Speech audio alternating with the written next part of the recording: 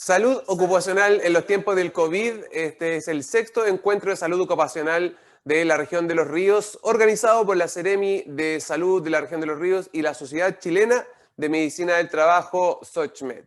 Estamos ya en el último módulo de estos 2 días que hemos tenido de entrega de conocimiento de todos los lugares de Chile. Hay gente asistiendo al evento, hoy con panelistas de América Latina, y en esta oportunidad vamos a un tema muy importante, muy interesante, denominado COVID-19 y pueblos indígenas en Chile. Mirada del qué hacer de los territorios. Referencia a los videos que veíamos recién de comunidades locales mapuche, huitiche, mapuche, lafkenche, que habitan en diferentes puntos de la región de Los Ríos. Bien, quiero dejar con ustedes en la siguiente presentación a Natalia Caniguán y a Francisca de la Maza.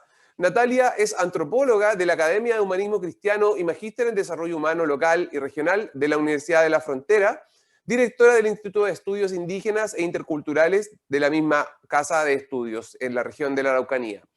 Francisca de la Maza es antropóloga de la Universidad de Chile, maestra y doctora en Antropología Social del Centro de Investigación y Estudios Superiores en Antropología Social, CIESAS, México, académica y subdirectora del Centro de Estudios Interculturales e Indígenas de la Pontificia Universidad Católica de Chile. Así es que, Natalia, Francisca, ¿están por ahí?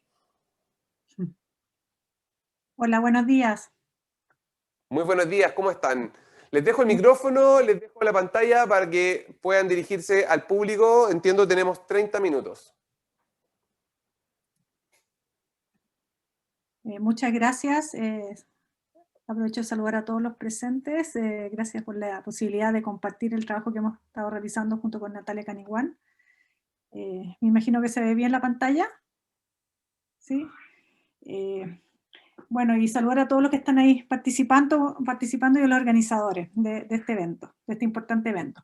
Bueno, lo que nosotros queríamos compartir es, a partir de diversas investigaciones que hemos estado realizando en el contexto de COVID, cómo ha afectado a los pueblos indígenas en Chile, y básicamente a partir de estudios cualitativos. ¿Ya? Desde que se inició el COVID, o llegó el COVID aquí a Chile desde marzo, también desde la academia empezó también la preocupación de cómo nosotros podíamos contribuir también a entender lo que estaba pasando en particular en los pueblos indígenas.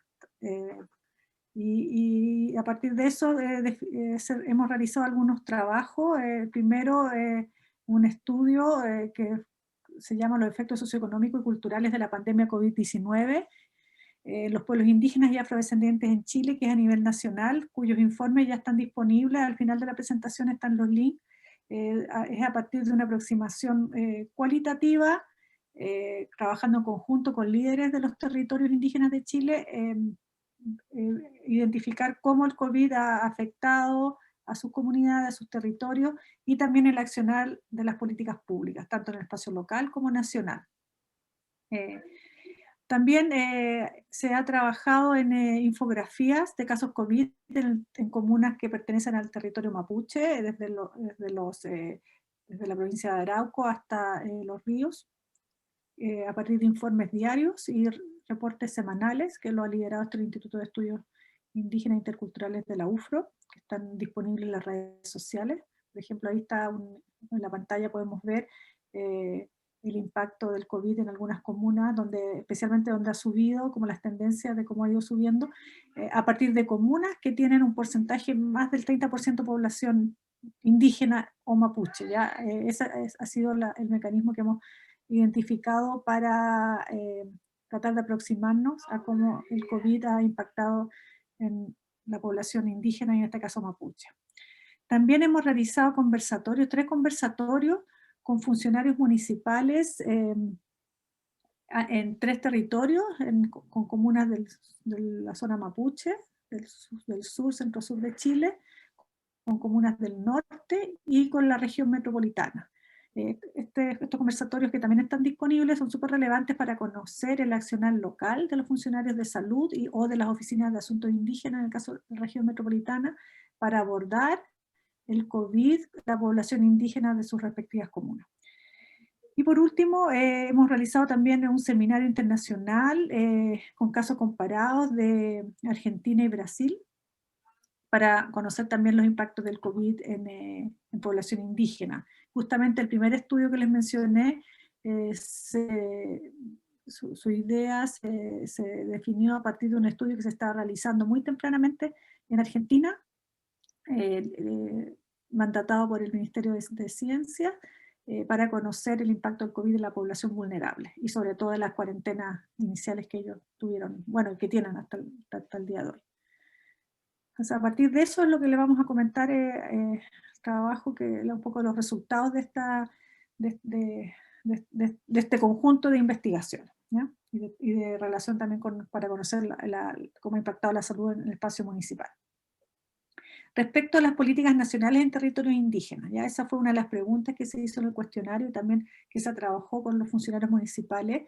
Hay un consenso a nivel territorial que falta pertinencia con la realidad de los territorios y hacia la población indígena y afrodescendiente. O sea, las políticas nacionales para enfrentar el COVID se han definido desde el nivel central y muchas veces con un foco urbano. Entonces eso ha dificultado también enfrentar la expansión del virus, porque justamente las políticas no consideran la realidad de los territorios. Por ejemplo, ahí tenemos una nota donde se señala que cerraron la frontera, en el caso del norte, la frontera Perú-Bolivia, y eso impidió también la participación en ferias, y ahí las familias, justamente en las ferias donde se abastecen de frutas, verduras y mercadería. Entonces, muchas de las políticas nacionales no solamente impactan en la contención del virus, sino también en toda la economía local y otros aspectos del espacio local. Entonces, también hay una expresión de parte de los funcionarios públicos que ha llegado muy pocos recursos económicos también para enfrentar el COVID en el espacio local. Las medidas han sido tardías y muy reactivas, y que en algunos territorios indígenas, especialmente los que están más aislados, por ejemplo en la zona cordillerana o en la zona costera, básicamente no llegan. O sea, las políticas para enfrentar el COVID son políticas ausentes. También desde las políticas nacionales muchos de los mensajes han sido confusos, especialmente para saber lo que uno hace si está contagiado. Quizá a nivel de prevención son un poco más claras, pero hay una percepción general de que cuando uno está contagiado no se sabe qué es los mecanismos que tiene que hacer, si se tiene que quedar, si se tiene que aislar, y eso por lo menos es una percepción bastante acordada en los diferentes territorios que hemos trabajado. Y que en estas políticas nacionales hay baja o nula participación de funcionarios municipales y autoridades o líderes territoriales, o sea, totalmente centralizada, como señalamos. Respecto a la situación de territorios indígenas, también otro tema que identificamos es que no existen datos separados respecto a contagio o fallecido de población indígena y afrodescendiente, ¿ya? Entonces, la única forma que se ha podido identificar es a partir de la información que proviene de los territorios, de los municipios, que son los que conocen dónde están las comunidades indígenas, y algunos municipios que han incorporado la variable del apellido indígena para identificar la población. Pero a nivel nacional no existe esta variable, la contabilidad, por lo tanto eso dificulta mucho saber cuánto es la población contagiada, ¿ya? Las comunas pequeñas pueden presentar un número bajo de casos, pero sí tienen una alta incidencia para la población, y eso es muy relevante, sobre todo en comunas como por ejemplo la zona de Alto Biobío, de Lonquimay, que hay poca población pero altos casos, la zona de Puerto Saavedra, ¿ya? Y al principio, cuando empezó la pandemia, los casos en Chile, varias comunas que estaban más aisladas no tenían casos, se mantuvieron por un par de meses con 0 casos de contagio, pero que al poco tiempo, cuando llegó un caso, se expandió rápidamente. Entonces eso es como una constante que hemos ido identificando, que en las comunas pequeñas, aisladas, cuando llega el caso es muy fácil que se propague rápidamente, ¿ya? Y eso por supuesto que es muy perjudicial para la comuna. También a veces también encontramos, a partir de la percepción de los funcionarios municipales, que la información respecto a los casos de contagio fallecidos de la salud municipal es mucho más actualizada y localizada que la que se cuenta a nivel regional o nacional. También en la región metropolitana se pudo ver también que la incidencia de la pobreza y pertinencia étnica se agudiza ya en forma muy fuerte, debido justamente a la diferencia que se da entre los sectores rurales de los territorios ancestrales indígenas, donde las familias tienen diversas formas o mecanismos para suplir sus necesidades económicas o básicamente de alimentación. En cambio, en la población urbana en Santiago, la gente vive del trabajo informal y al implementar las cuarentenas se agudiza todo su sistema económico y por supuesto vinculado a lo que es la pobreza. También los espacios de cuarentena, también y sobre todo en la región metropolitana, como nos señalaban los funcionarios, un espacio también donde se exacerba la violencia intrafamiliar debido justamente al hacinamiento también. Y por otro lado también las brechas digitales para las mujeres y personas mayores, que también con toda la comunicación que hoy día se hace con las redes sociales, justamente el COVID ha visibilizado y profundizado la desigualdad que viven muchos los pueblos indígenas en Chile. Y por último, como ya señalé, los bajos recursos humanos y económicos que cuentan también las oficinas que abordan específicamente a los pueblos indígenas, que eso también dificulta realizar su labor. Muchas de estas oficinas han tenido que orientar su trabajo a apoyar la salud municipal, ¿no? O apoyar la estrategia de contención del COVID. La medida desde los territorios, desde la salud municipal ha sido bien interesante cómo en el espacio local se han generado estrategias para contener el COVID y que ha sido en muchos casos exitoso, que es una forma de un poco de solventar, de equiparar estas dificultades de implementar las políticas nacionales. En el caso de la salud municipal, por ejemplo, se han implementado en algunas comunas mesas comunales, creación de equipos COVID que han permitido atender directamente a la población, y específicamente a la población indígena, y también han generado sus propias estrategias de identificar en forma más autónoma los casos de COVID y por lo tanto la trazabilidad, por ejemplo, con las líneas telefónicas propias que han instalado, acompañamiento personalizado. También algunas comunas han implementado barreras sanitarias en conjunto, espontáneamente, no como medidas nacionales, sino a partir de sus propias acciones, incorporando también a los actores locales. Y eso permitió también controlar quién entra o quién sale. También se han realizado gestión de residencias locales, también que sean más ad hoc, eso era una de las dificultades que muchas por ejemplo, en la región de la Araucanía, algunas residencias se instalaban en ciudades alejadas de la población y eso también dificultaba también su uso. Y también la salud municipal se conoce, hay un mayor conocimiento de las dinámicas locales y intervención en esos lugares. Y también las propias comunidades han desarrollado sus propias medidas, como las barreras y controles sanitarios, cierre de comunidades, señalando ahí como sale que por favor, que se dice que no vengan a sus comunidades, que no las visiten, compras y apoyos comunitarios, apoyar directamente a las familias con contagio, usar sus redes de apoyo organizacional y las redes también de apoyo externo. Entonces, eso como para mi parte, ahora le doy el pase a Natalia. Bueno, muchas gracias también. Bueno, y también siguiendo un poco con las medidas, aquí también diferenciamos respecto a lo que ocurre en la región metropolitana, que también sin duda es un territorio interesante, puesto que sabemos que la población indígena reside también en este sector y mayoritariamente, y son aún más invisibilizados que lo que vemos en los sectores rurales o los territorios en los que estamos más quizás acostumbrados a lo indígena. Entonces también desde la región metropolitana han debido generar acciones para trabajar con la población indígena en contexto de pandemia, que ha significado, bueno, focalizar nuevamente los programas. Todo esto está muy vinculado a las oficinas de pueblos originarios existentes en los municipios, quienes han tomado un rol de ver el tema de la pandemia sin que sea un área que ellos manejan, no son de la salud como sí lo veíamos en los otros territorios, pero sí tienen el vínculo con la población indígena. El uso de las redes sociales ha sido también un elemento de gran ayuda, pero también ahí ellos eran quienes visibilizaban esta brecha, especialmente en cuanto a mujeres y a la tercera edad. Han generado formas de apoyo económico, fortalecimiento de redes comunitarias, fortalecimiento igual de acciones culturales indígenas. Se está promoviendo el uso de la WEN, de hierbas medicinales, luego lo vamos a ver, pero por ejemplo atención de Machi, Yatiri, la Wentuchefi vía remota, por sistemas incluso Zoom, videollamada, etcétera. Los espacios también de difusión radial han sido espacios también claves, y no solo en la región metropolitana, también en los sectores rurales, para transmitir la información más adecuada, más pertinente, para que pueda tener sentido para la población. Se han generado mapeos, como podemos ver ahí en una de las imágenes, cosa también saber dónde se está focalizando el virus.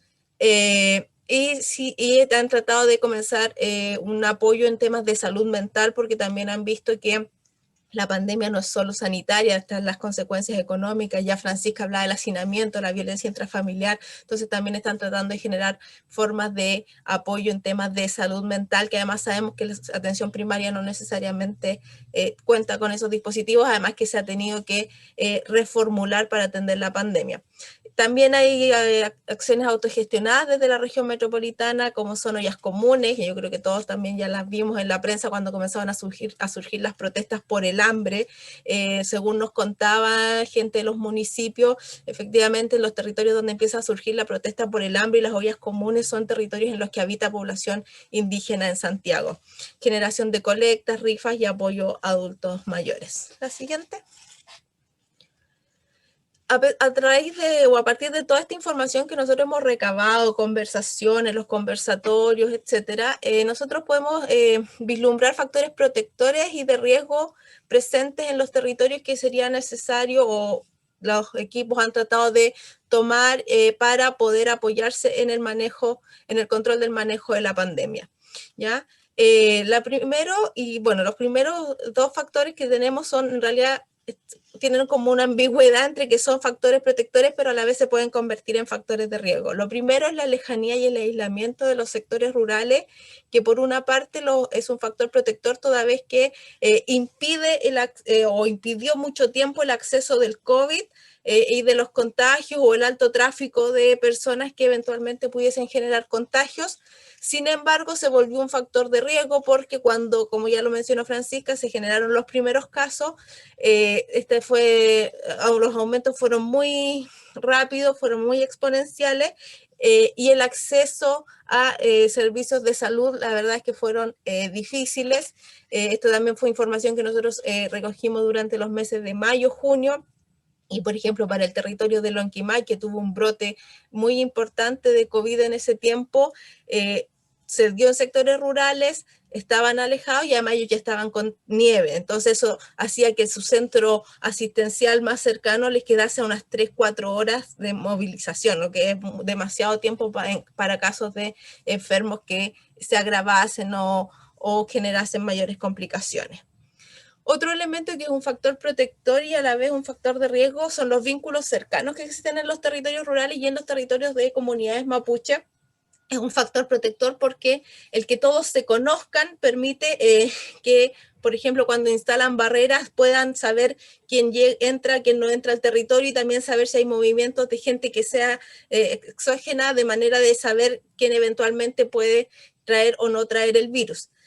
Sin embargo, también se volvió un factor de riesgo porque estos vínculos cercanos generaron al inicio de la pandemia que cuando alguien se contagiaba, la comunidad lo visitaba como una forma de demostrarle preocupación por su estado de salud. Entonces ahí hubo que generar también todo un aparataje de cómo entregar el mensaje de que está muy bien que la comunidad se preocupe de quien está enfermo, pero lamentablemente la visita justo es un elemento, una práctica que no se puede llevar a cabo. Entonces también, y eso habla un poco de lo que hablaba Francisca al inicio, de la pertinencia de los mensajes que no son claros, que no se sabe qué hacer cuando alguien ya se contagia. Entonces ese también fue un factor ahí que lo podríamos fijar en protector y riesgo.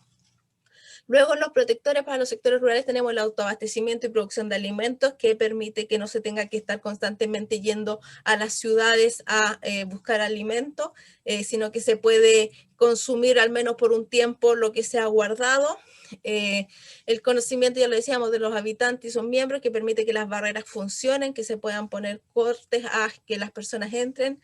El uso de la medicina tradicional se ha fortalecido bastante el uso como un elemento protector, como una forma de generar anticuerpos o de que el cuerpo esté más preparado ante un eventual contagio. Se sabe desde los pueblos indígenas que ellos no tienen la cura para el COVID, pero sí saben que pueden generar estrategias para que sus cuerpos lo asuman de mejor manera. Tienen estrategias comunitarias de contención, por ejemplo, cuando saben que alguna familia hay contagios o cuando hay territorios en que hay cuarentena, se organizan para que una persona salga del territorio y realice las compras de toda la comunidad, los abastezca, o sea, se generan ahí formas de apoyo local. Hay relaciones de confianza y cercanía con los funcionarios municipales, se conocen, por lo tanto también cuando estos funcionarios les entregan mensajes de prevención son más cercanos y se les vuelve más creíble, y también tienen vínculo, el vínculo con organizaciones también siempre es necesario.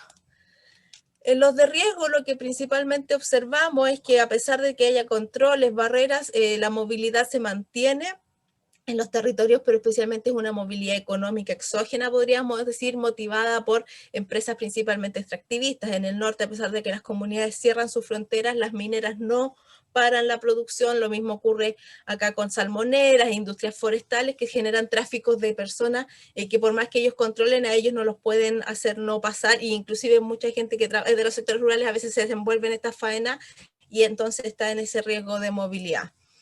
La cesantía urbana, que también ya lo veíamos, que uno de los impactos del COVID en el tema económico, generó un alto retorno de población santiaguina o de las grandes ciudades hacia las comunidades de origen. Y mucha de esa gente a veces venía contagiada o había sido contacto cercano y no necesariamente hay una trazabilidad de los casos, entonces eso también incidió en que acá se generasen casos. Y si recuerdan en una de las láminas anteriores, por ejemplo, hubo una campaña en una comuna para que si alguien volvía, por favor lo anunciase, que de manera de poder hacer trazabilidad de quién está llegando al campo, por así decirlo, porque también está llegando gente más desconocida o que no se conoce. En los sectores rurales también lamentablemente encontramos hacinamiento, pobreza, precariedad, escasez hídrica. Sabemos que también es una constante en los territorios rurales. Entonces, cuando tenemos una campaña que nos dice constantemente lavado de manos y mantención de la higiene, ¿cómo lo compatibilizamos con territorios con escasez hídrica y con escasez y además difícil acceso a insumos de protección? Pensemos especialmente al inicio de la pandemia, para quienes estábamos en sectores urbanos se nos fue complejo acceder a mascarillas, alcohol gel. Imagínense en un sector rural, son insumos que simplemente no llegan. Los cultos evangélicos y los clandestinos como lugares locales de reunión, la verdad que también fueron un factor de riesgo porque han continuado siendo espacios de reunión a pesar de las restricciones, cuarentenas y la necesidad del distanciamiento físico, y ahí la verdad es que han sido puntos que ha costado cambiar, por así decirlo, en el comportamiento. Lo mismo un poco con festividades y ceremonias locales, incluso para el caso del pueblo del norte se dio que celebraron fiestas patronales y eso generó contagios en todo el poblado, pero otras quizás más grandes se suspendieron, como fue la Tirana, o aquí se hizo un llamado, por ejemplo, a hacer el Huñichipantu en el hogar, pero también se sabe de territorios que igual se reunieron, entonces ahí siempre ha habido una tensión. Mitos y desinformación. En un inicio especialmente se planteaba que el COVID no afectaba a la población indígena, andaba ese mito señalando que era como una enfermedad winca, entonces a los indígenas no les afectaba y eso hacía que ellos no tomasen resguardo, entonces también hubo ahí que trabajar ese tipo de informaciones. También sabemos que en la ruralidad, donde habita mayor cantidad de población adulto mayor, que es la población de riesgo, por lo tanto ya de por sí solo se vuelve un factor de riesgo la ruralidad. Bueno, la precariedad de la economía urbana, ya un poco lo decíamos, la gente de pueblos indígenas que está en Santiago, en las ciudades, generalmente se desenvuelve en espacios de economía informal y ante las cuarentenas y las restricciones se vio duramente afectada. Prevalencia de enfermedades de base y que además, debido a que los equipos de salud debieron reformular su accionar, tuvieron que dejar de hacer controles de estas prevalencias, entonces tenían la posibilidad de que quizás no tener tanta gente con COVID, pero sí gente que se empezase a descompensar de otras patologías. Y bueno, ya lo habíamos dicho, el tema de las cuarentenas y el comercio informal. Continuamos. Frente a esto, y en base a lo conversado, a lo que ha salido de los mismos conversatorios, de las propuestas, ¿qué visualizamos? Bueno, nosotras, pero también la gente con la que hemos estado conversando como posibles formas de abordar la pandemia, en este caso el COVID, o eventuales pandemias a futuro, situaciones así de crisis sociosanitaria. Lo primero es la necesidad de contar con enlaces locales para canalizar la información hacia el nivel central, o sea que más bien en vez de que todo venga desde el centro hacia los territorios, aquí necesitamos que los territorios, por así decir, entreguen información al centro para que las medidas puedan ser más pertinentes y con mayor sentido. Necesitamos que haya una mayor retroalimentación. Lo segundo es la necesidad de generar un criterio obligatorio para obtener información desagregada por pueblos indígenas y afrodescendientes, porque se requieren los datos estadísticos para saber cómo el COVID en este caso está afectando a estas poblaciones. Entonces debiese ser obligatorio y además siguiendo los instrumentos internacionales que nos hablan de autoadscripción, el que se le consulta a todas las personas que se atienden por COVID su autoadscripción identitaria. Ojalá poder generar información de contagios también a nivel más desagregado, territorial, regional, nacional, o inclusive con, como está en la imagen, aún más desagregado, cosa de también uno poder tener un paneo de qué ocurre en los sectores rurales, en los poblados más pequeños, ya lo mencionaba Francisca, a veces son bajos números de contagios, pero la incidencia en comunas de 6.000 habitantes como es Alto Biobío, de 10.000 habitantes como es Lonquimay, es bastante, si además le sumamos los otros determinantes sociales y de riesgo como son la prevalencia de adultos mayores, el aislamiento geográfico, etcétera. Inclusión de gobiernos locales, funcionarios de salud y liderazgos territoriales en los espacios de decisión y trabajo, ojalá a nivel regional y nacional, o sea que todas las medidas y mesas que se estén generando tengan la voz local, no solo institucional, sino también de líderes locales. Potenciar, validar y reconocer la capacidad de acción de los funcionarios municipales. Ellos ahora han generado mucho trabajo a partir de, ellos también un poco lo decían, como del ir probando y el tratar de ir generando posibilidades de acción ante la pandemia y que sabemos que para todos era desconocida, pero ellos al estar en el caso a caso tuvieron que ir, por así decirlo, innovando y generando mecanismos de acción que les diesen resultados, o sea, casi un juego de prueba y error. Bueno, generar medidas pertinentes considerando las particularidades de los territorios, idiomas locales y el uso de los medios locales de comunicación, generar cápsulas en Mapuzungún, en Aymara, pero también cápsulas que sean con un lenguaje cercano, que se logre entender, que a veces no sean tan técnicas. Residencias sanitarias adecuadas a las comunidades y cercanas a sus lugares de origen. Nosotros observamos que había una alta reticencia en algunos territorios a usar residencias sanitarias porque significaba, por un lado, muchas veces irse y, bueno, tener que dejar los animales, la huerta, entonces ¿quién queda como viendo ese elemento económico de las familias que no es menor? Y porque también en este juego de estas desinformaciones y estos mensajes que no necesariamente se entienden, había sectores que le decían que ellos no se iban a la residencia porque no iban a volver nunca más a su casa. O sea, tenían la noción de que el que se iba a una residencia no volvía más. Entonces también ahí hay temas de comunicación importantes. Focalizar medidas de control rápida en microterritorios cuando estos están como al alza, y esto un poco se condice con la necesidad de estos mapas así bien focalizados, cosa de generar acciones oportunas en territorios concretos.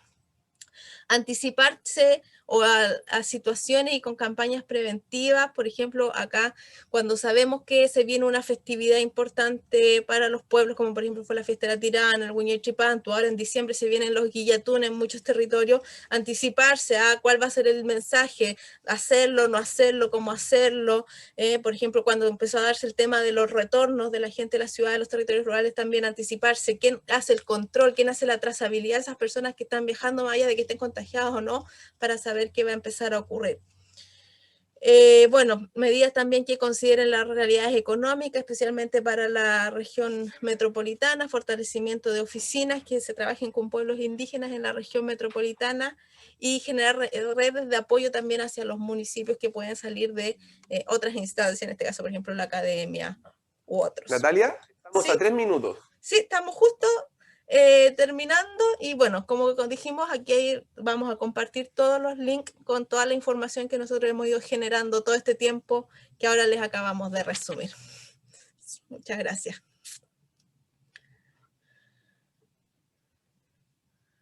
Sebastián, por interno me decía Lilian que hay un video de pertinencia indígena, no sé si lo podemos poner aprovechando que nos quedan unos minutitos porque, bueno, aprovechando de agradecer a Natalia y a Francisca, queremos aprovechar de mostrar este video que refuerza la declaración de pertenencia de pertenencia indígena para tener datos de salud más útiles para el acceso a la salud. Entonces, vamos a ver si Sebastián me confirma si lo tenemos por ahí.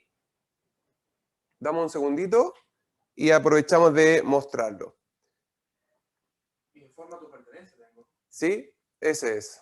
De 1 minuto 20. Sí. Lo voy a mostrar ese. Vamos a ir con el video en unos segunditos.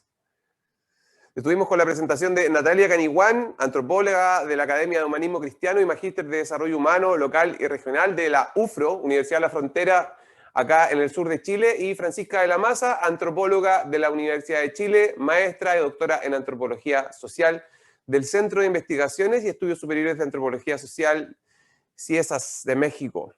Bien, ¿tenemos el video, Sebastián? Le doy un minuto.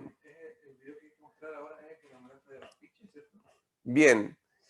Les cuento que a continuación vamos a tener la penúltima presentación del día de hoy para que se prepare por ahí, como dicen en el rodeo, a la guaite, don Rodrigo Pinto Retamal, que viene con la presentación COVID y teletrabajo, experiencias, aprendizajes y recomendaciones, y posteriormente la presentación que nos queda al cierre de la jornada del cuarto módulo es del doctor Alejandro Claude, académico del Instituto de Biología y Microbiología de la Facultad de Ciencias de la Universidad Austral de Chile, con la presentación El impacto del COVID en la educación superior. Interesante tema. Así que antes de ir con esas presentaciones, las dejo con el video que les mencionaba recién. En Chile existen 9 pueblos indígenas. El 12,8% de la población se reconoce como perteneciente a uno de estos pueblos. El Ministerio de Salud cuenta con la pregunta por pertenencia a pueblos indígenas para disponer de información estadística que permita conocer la situación de salud de la población y así mejorar las políticas, los programas y la atención de salud. ¿Usted se considera perteneciente a algún pueblo indígena u originario? Si acudes a un establecimiento de salud y eres aymara como yo, o perteneces a uno de los 9 pueblos indígenas de nuestro país, infórmale al personal que te atiende a cuál de ellos perteneces. Con esta información, el Ministerio de Salud podrá promover y diseñar mejores políticas para la atención de salud. Y si eres funcionaria de la salud como yo, pregúntale a todos los usuarios y usuarias que acuden a nuestros centros de salud si se consideran pertenecientes a algún pueblo indígena. Mejores datos sobre pueblos indígenas en los sistemas de información de salud, mejores decisiones, mejor salud. Informa tu pertenencia. Tokumana. Informa tu pertenencia. Tañi con el duel. Chile lo cuidamos todos. Ministerio de Salud, Gobierno de Chile. Muchas gracias por ese tema, entonces muy importante. Y vamos a continuar ahora con Rodrigo Pinto Retamal, kinesiólogo, ergónomo, jefe de Asociación Chilena de Seguridad H. El tema que nos presenta precisamente Rodrigo es COVID y el teletrabajo, experiencias, aprendizajes y recomendaciones. ¿Cómo estás, Rodrigo? Hola, Juan Pablo. Buenos días. Buenos días a todos. Gusto de saludarte. Veíamos ahí ayer material de ustedes también, así es que dejo el micrófono, la cámara y tu presentación. Muchas gracias. Vamos a ir a la presentación. Bien. Buenos días a todos. Mi nombre es Rodrigo Pinto. ¿Compartiste pantalla, Rodrigo, disculpa? ¿Sí? ¿No se está viendo? No, todavía no. ¿Puedes intentarlo de nuevo, por favor? Ahí. Por ahí está conectando. Ahí sí. Falta solo poner pantalla completa. Ahí se ve perfecto. Adelante. De acuerdo. Bien. En primer lugar, agradecer al comité organizador. Es muy grato poder estar en estas jornadas de salud ocupacional en una de las regiones líderes en salud ocupacional y que particularmente a mí es una región que me encanta, que es la región de Los Ríos, que visito frecuentemente. Lamentablemente esta vez no podemos estar de forma presencial, pero mi idea es poder en algún minuto poder visitarlos nuevamente en otro contexto quizás. Cuando me pidieron esta presentación, mi idea era justamente tratar de contarles un poco cuál ha sido la experiencia desde un organismo mutual de cómo se ha vivido este tema del COVID-19 y el teletrabajo, haciendo énfasis en algunos aspectos relacionados con la salud ocupacional que tenemos que abordar. Recordemos que el teletrabajo es una temática que puede ser abordada desde diferentes disciplinas. La ergonomía es una de ellas. Y hoy día lo que vamos a tratar es de contar la historia de cómo ha sido este año en relación al COVID y el teletrabajo. Para eso, tenemos que partir diciendo, ¿cierto?, que el teletrabajo, y el teletrabajo lo menciono entre comillas, puede ser una alternativa para mantener la productividad, respetando las recomendaciones que hoy día se entregan como parte de las recomendaciones de salud pública, dentro de ellas, ¿cierto?, el confinamiento como una de las medidas que nos permite de alguna forma prevenir los contagios. En una primera etapa de este virus, ¿cierto?, a principios de año, la Asociación Chilena de Seguridad hizo una encuesta y reveló que efectivamente hubo una gran masa de personas que se trasladó a trabajar en esta modalidad de trabajo. Aproximadamente un 95% de las empresas chilenas empezó a adoptar este sistema para alguna parte de sus trabajadores y el 48% incluso para la totalidad de sus trabajadores. Ahora bien, es muy importante mencionar que este contexto tiene relación, ¿cierto?, con un efecto preventivo que buscaba, ¿cierto?, la autoridad. Y en esta misma lógica, yo creo que todos ustedes recuerdan cuando el presidente hizo, ¿cierto?, una videoconferencia en la cual publicaba la ley 21.220, que nos venía a dar un marco respecto a lo que hoy día se entiende como teletrabajo, indicando, ¿cierto?, a quiénes se aplica esta ley, cuáles son los pactos que hay que definir entre los empleadores y entre los trabajadores, y haciendo la diferencia entre lo que efectivamente es el trabajo a distancia como tal y el teletrabajo entendido cuando utilizamos medios tecnológicos para estar en contacto con nuestros trabajadores. Ahora, ¿qué es lo que pasó con esta promulgación de la ley? Desde el punto de vista de la salud ocupacional, hubo bastante inquietud respecto a el cumplimiento de esta ley por parte de las empresas y, en segundo lugar, el cómo, de alguna forma, hacer que nuestros trabajadores tuviesen las condiciones para poder trabajar desde sus casas y que eso no generara problemas relacionados con la salud ocupacional. Porque hay que hacer referencia a que efectivamente el tipo de teletrabajo, incluso muchas empresas nos decían, por favor no le llamen teletrabajo, llamémosle trabajo remoto o de otra forma, porque en estricto rigor el teletrabajo que estábamos viviendo en esa etapa del año es un teletrabajo de origen forzado, que por definición ya es no planificado y que viene motivado por factores externos, en este caso por una pandemia que nos estaba afectando y que de alguna forma esto está definido en una guía para el teletrabajo confinado del Centro de Ergonomía Aplicada de Barcelona, que nos indica que efectivamente el carácter de teletrabajo que estábamos viviendo es de origen no planificado, es decir, forzado, en la cual tenemos una exposición permanente a los factores de riesgo que podríamos tener frente, ¿cierto?, a la pantalla de visualización de datos, en donde la capacidad de respuesta de las empresas era mínima para reaccionar y la criticidad de esta respuesta necesitaba que fuese máxima en términos de poder establecer los parámetros mínimos de seguridad y salud ocupacional en los distintos lugares de trabajo que en este caso lo trasladábamos a nuestras casas. Entonces, ¿qué es lo que pasó a pasar? Valga la redundancia, ¿cierto? Que empezamos a improvisar lugares de trabajo en nuestro hogar. Y muchas de las personas empezó incluso a trabajar desde sus camas, desde el comedor, desde el sofá o desde otros lugares, desde distintas estancias de nuestra casa, ¿ya? y además teniendo, ¿cierto?, que muchas veces compatibilizar estos horarios de trabajo con las tareas de los niños y con nuestras labores domésticas.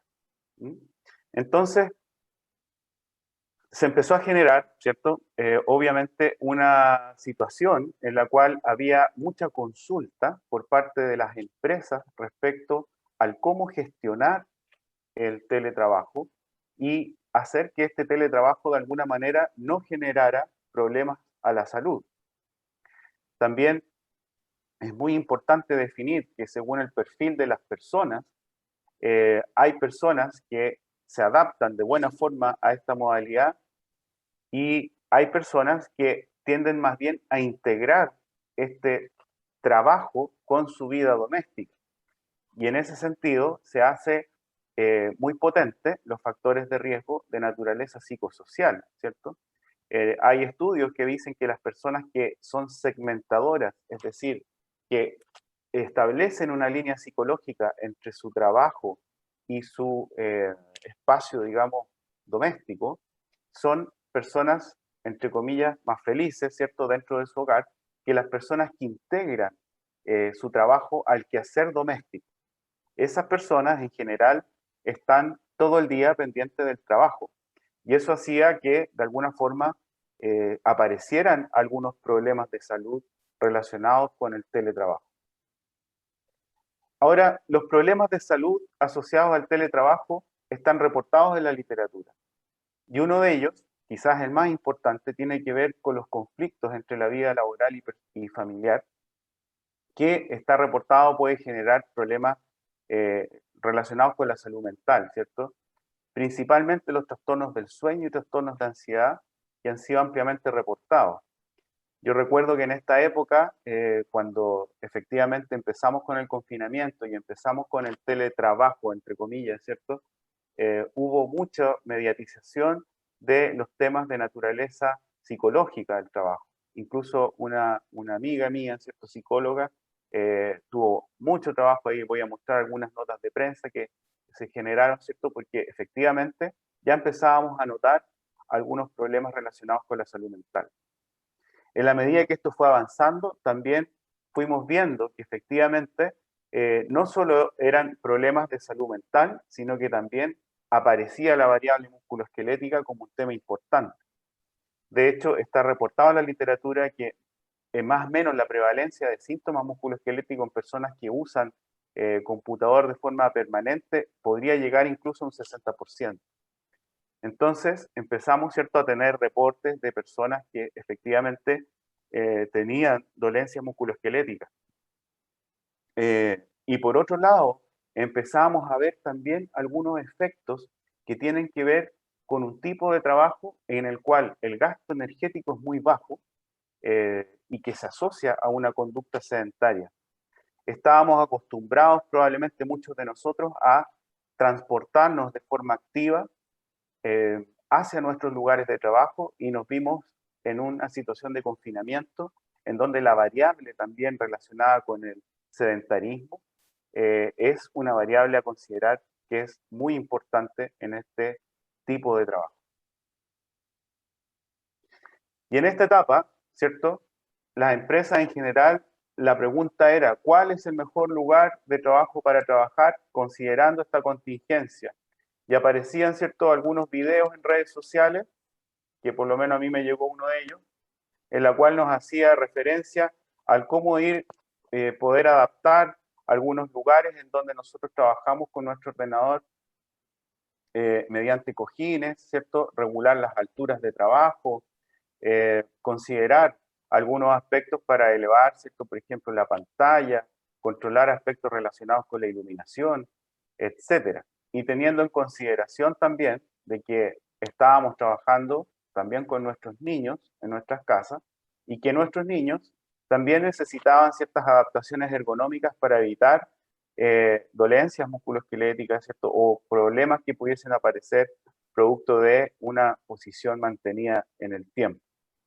Entonces, nuestras asesorías y nuestra, como organismo administrador, fue fundamentalmente a tratar de ver cómo lográbamos contener un poco estos factores de riesgo asociado, ¿cierto?, a un problema de contingencia y en donde el tema del confinamiento hacía que estos factores de riesgo de alguna forma se viesen más acentuados en la temática mental, como les mencionaba, musculoesquelética y también respecto a los temas relacionados con el sedentarismo.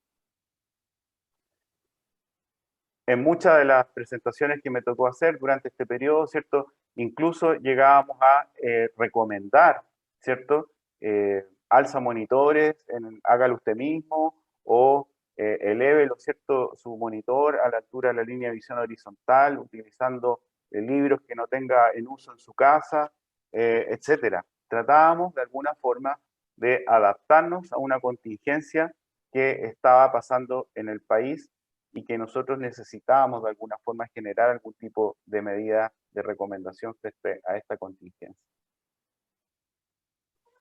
Tal como les había mencionado, dentro de la temática psicosocial hubo una alta demanda, ¿cierto?, mediática respecto al cómo implementar el teletrabajo de forma exitosa, el cómo hacer para sobrellevar, ¿cierto?, el teletrabajo y la familia en este escenario que es bastante inusual.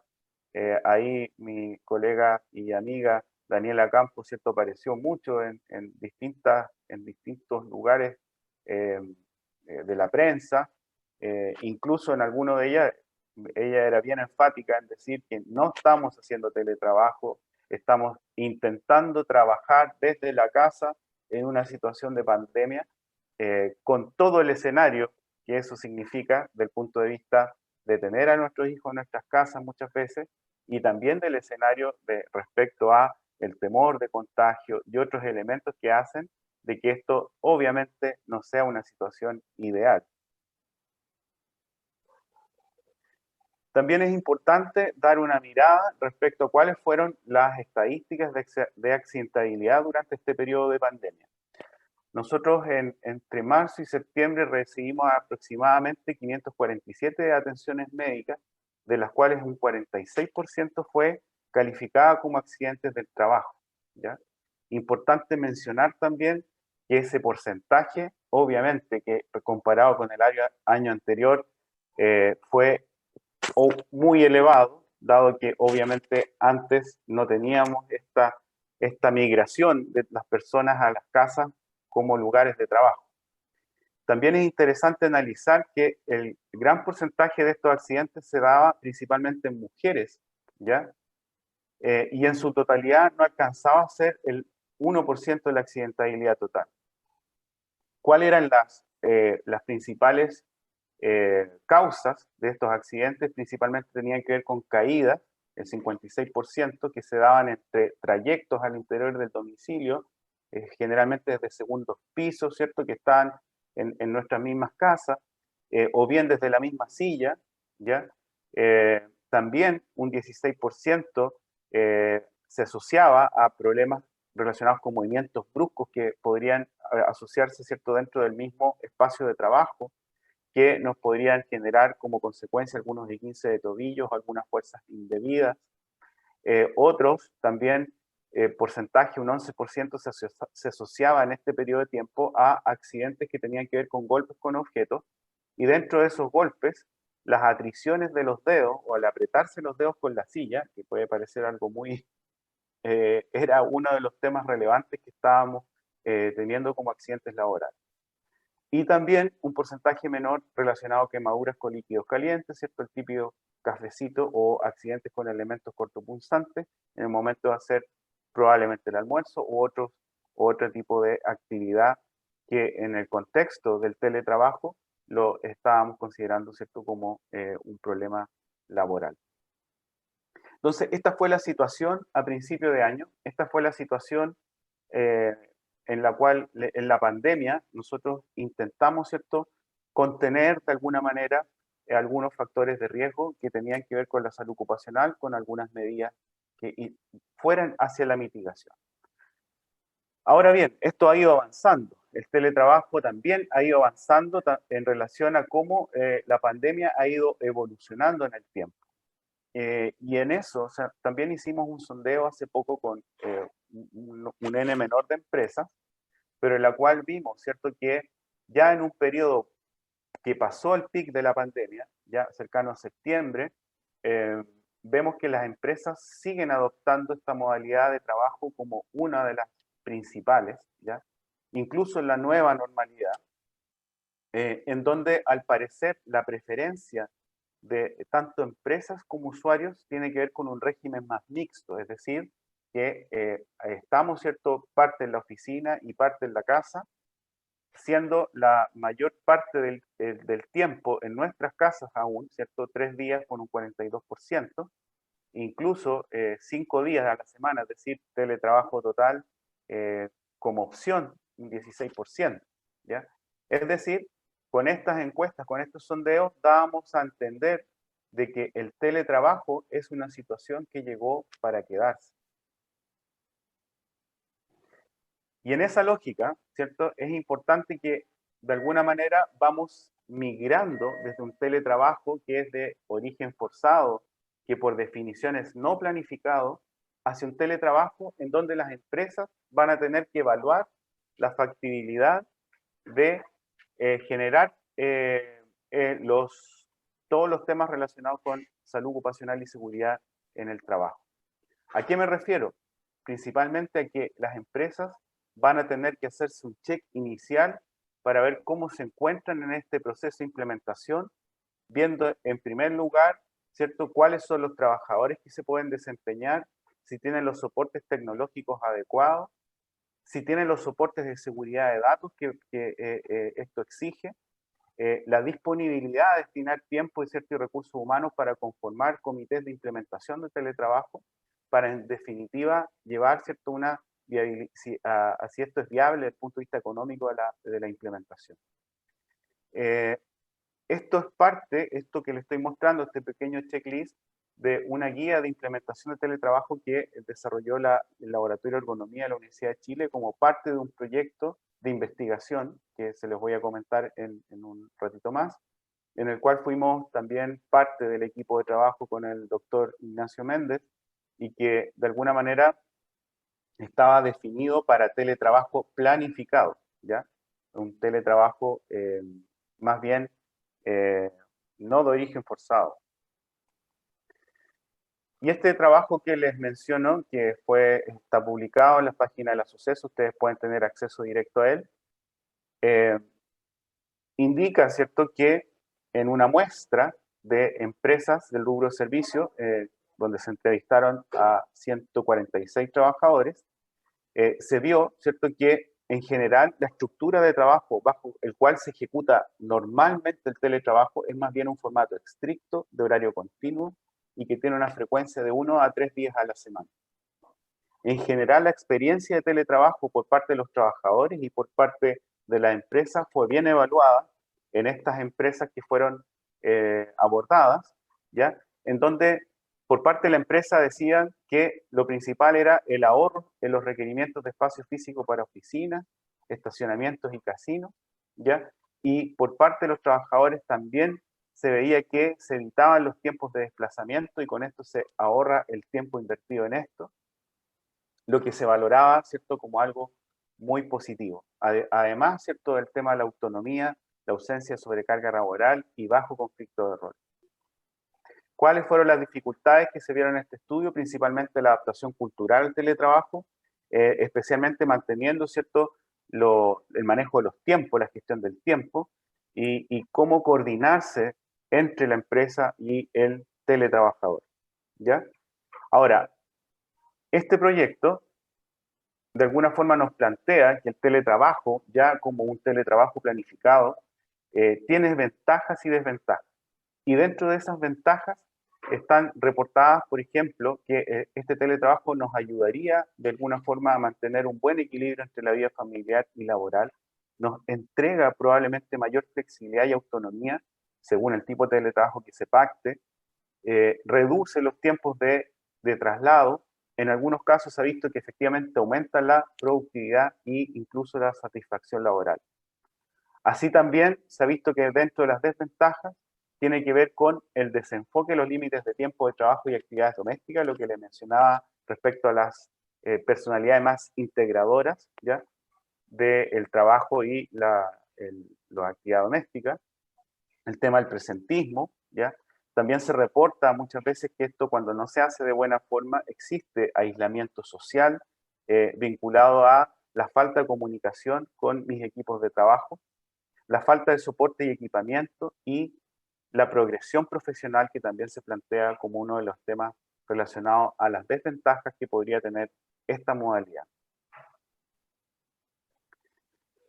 Ahora, ¿cuál es la recomendación? Es que nosotros vayamos como organizaciones llevando hacia un modelo propio de teletrabajo. La misma guía que le estaba contando, esta guía propone un modelo de 8 pasos en el cual ustedes pueden llegar como organización, en el caso de la empresa, ¿cierto?, a definir un modelo propio, ¿ya? Es muy importante que esto, de alguna forma, si lo vamos a perpetuar en el tiempo, que lo hagamos de una forma planificada y orientada a reducir cualquier riesgo relacionado con la salud ocupacional. Como ya mencionábamos, los riesgos de naturaleza musculoesquelética y de salud mental son los que podrían preponderar en este tipo de trabajo si no consideramos realizar este teletrabajo en condiciones ergonómicas favorables. Bien, ahora me hace sentido, una vez que ya hemos pasado, ¿cierto?, un poco el tema de la pandemia y este tema más contingente, es señalar que también ha habido una evolución del punto de vista del marco normativo en Chile en cuanto a cómo esto se ha ido regulando en el tiempo. Como ya mencionábamos, lo primero que entró en vigencia fue la ley 21.220.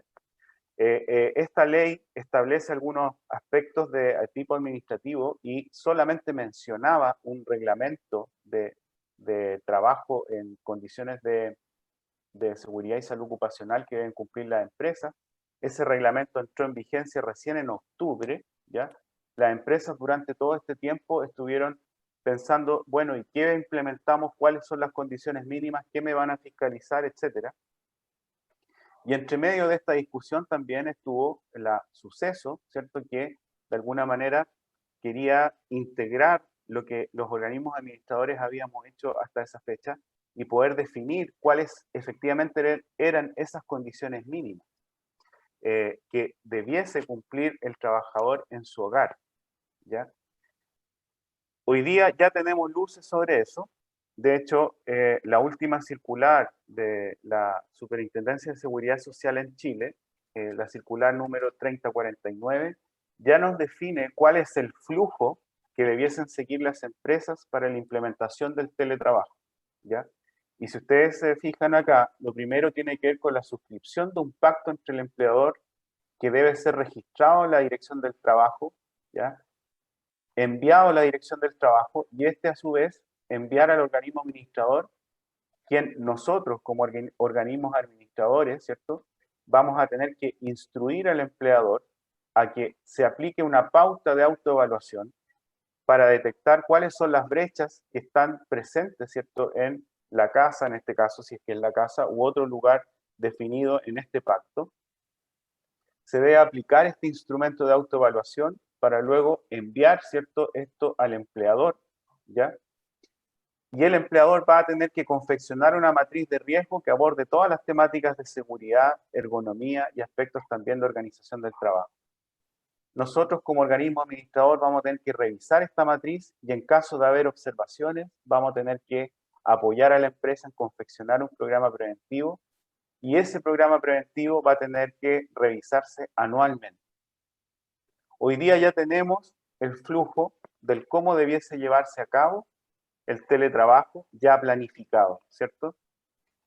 Podríamos decir que estamos en una situación hoy día mixta, en el cual hay personas, ¿cierto?, que ya han podido volver a su trabajo, otras que están realizando teletrabajo de forma mixta y otros que definitivamente no han podido aún, dado que los niños no han entrado al colegio, ¿cierto?, estar en una situación de teletrabajo más bien formal. Ahora, ¿qué es lo que tenemos que analizar desde esta perspectiva?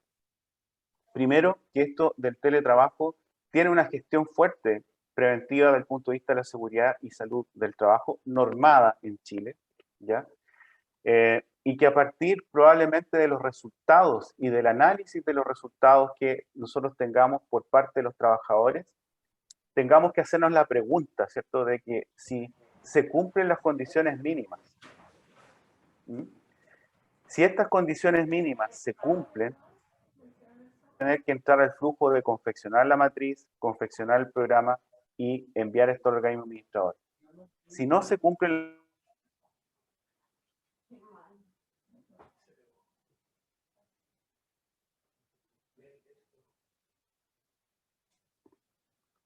Rodrigo, tenemos una señal baja, perdimos tu señal. Por ahí se recupera un poquito. Avanzó la diapositiva. No sé si me escuchas. me estoy escuchando, ¿no? Ahora sí, como que está un poco baja tu señal. Recordar, quedan 5 minutos. 5 minutos, ya, ok. Una sugerencia, tal vez apaga tu cámara de video y deja solo la presentación para que tengas mejor salida de tu señal. Ahí. Ya, ahí sí. Me avisan cualquier cosa Sí. si no se escucha, por favor. Se está escuchando perfecto ahora. Ya, de acuerdo. Entonces, ya para ir finalizando, en relación a lo que ya estábamos comentando de esta pauta de autoevaluación, básicamente en el análisis ergonómico vamos a tener que considerar todos estos factores que podrían estar incidiendo en un puesto de trabajo y ya consideramos que va a estar sentado probablemente la mayor parte del día. Importante la variable psicosocial, la variable también del punto de vista ambiental, del diseño de estos puestos de trabajo, al igual que los factores físicos biomecánicos que estará expuesto este trabajador. Obviamente que por mi expertise me voy a referir solamente a estos dos, en el cual ya comentábamos, ¿cierto?, que la exposición a riesgos físicos, en este caso, frente a un computador, tiene relación con problemas musculoesqueléticos. Esto está reportado en la literatura. Incluso el doctor Claudio Muñoz, cierto, profesor de la Universidad de la Frontera, tiene un trabajo en población chilena en el cual hace relaciones entre el diseño disergonómico y los síntomas musculoesqueléticos. Al igual que el ISP, que indica cuáles son las consecuencias directas e indirectas de la exposición a estos riesgos físicos. El problema principal que podríamos mencionar, que está relacionado al punto de vista físico, es la postura estática de trabajo. Ya vemos que la mayor parte, incluso en este estudio de la Universidad de Chile que les mencionaba, adopta una postura en posición sentado, ¿ya?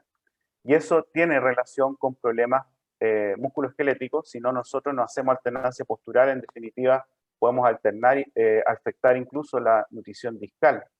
Y esto es principalmente complejo, ya que sabemos que la mayoría de las personas que trabajan de sus casas no establece pausas de trabajo. Por eso que es tan importante, ¿cierto?, la generación de estas pausas estructuradas, ojalá activas, ¿ya?, que podamos de alguna manera ejecutar algún tipo de ejercicio durante la jornada de trabajo. La variación de la postura es clave. Para eso nuestros portátiles y también nuestros elementos como smartphone nos van a servir a hacer estos cambios posturales que debiésemos realizar durante la jornada. Y no olvidarnos, ¿cierto?, que los problemas también tienen que ver con el uso de otros elementos tecnológicos que ya los mencionábamos en la cápsula. No voy a hacer referencia a esto, dado que hay una cápsula específica que habla de esta temática y de los riesgos por postura estática a nivel del cuello, ¿ya? ¿Cuáles serían entonces las recomendaciones finales? Y esto ya está bastante reportado en la literatura, que nosotros debiésemos, ojalá, considerar un espacio aislado dentro de mi hogar, separado de mi ambiente doméstico, esto dentro de lo posible. Considerar en este espacio de trabajo los aspectos dimensionales que yo necesite para situar mis elementos básicos de trabajo. Notebook, ¿cierto?, teclado separado, mouse separado. También debemos considerar los aspectos ambientales y los aspectos de autocuidado, principalmente lo que tiene relación con ejercicio y alimentación saludable.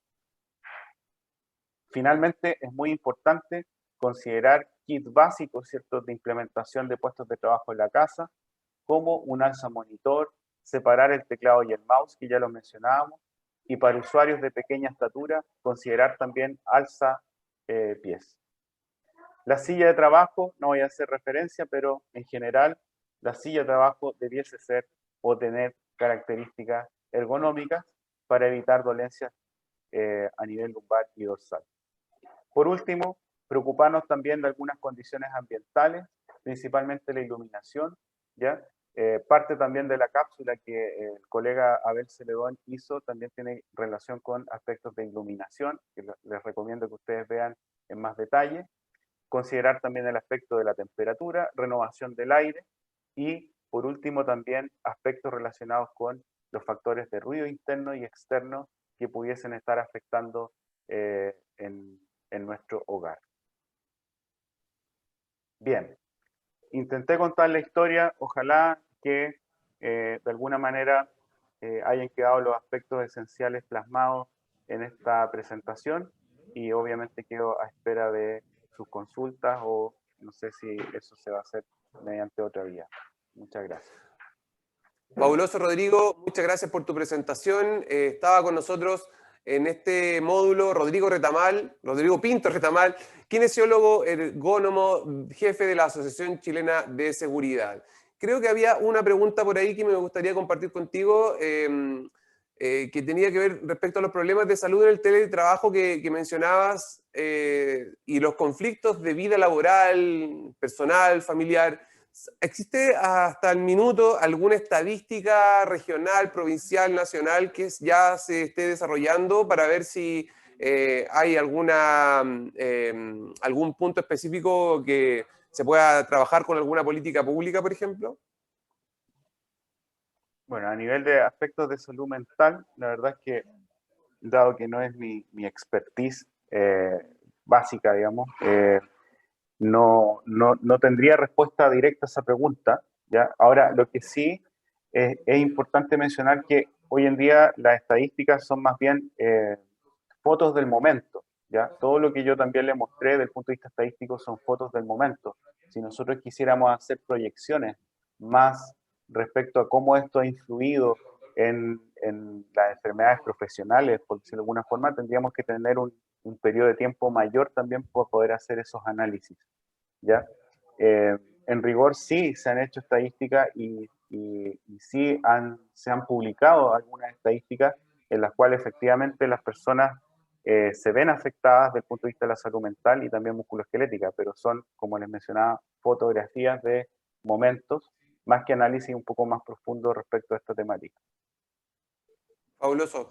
Rodrigo, yo te pediría, por favor, si tienes la amabilidad de responder a lo mejor por texto, por interno, algunas de las preguntas que están en el módulo de preguntas y respuestas para continuar con nuestra siguiente presentación y no salirnos tanto del tiempo, pero sí para dejar respondido ahí a unas 2 o 3 personas que están haciéndonos algunas consultas. Y bueno, respecto a eso, agradecer a Rodrigo una vez más y ir con la última presentación de este módulo que cierra la jornada del módulo 4 con el doctor Alejandro Claude, que es académico del Instituto de Bioquímica y Microbiología de la Facultad de Ciencias de la Universidad de Chile.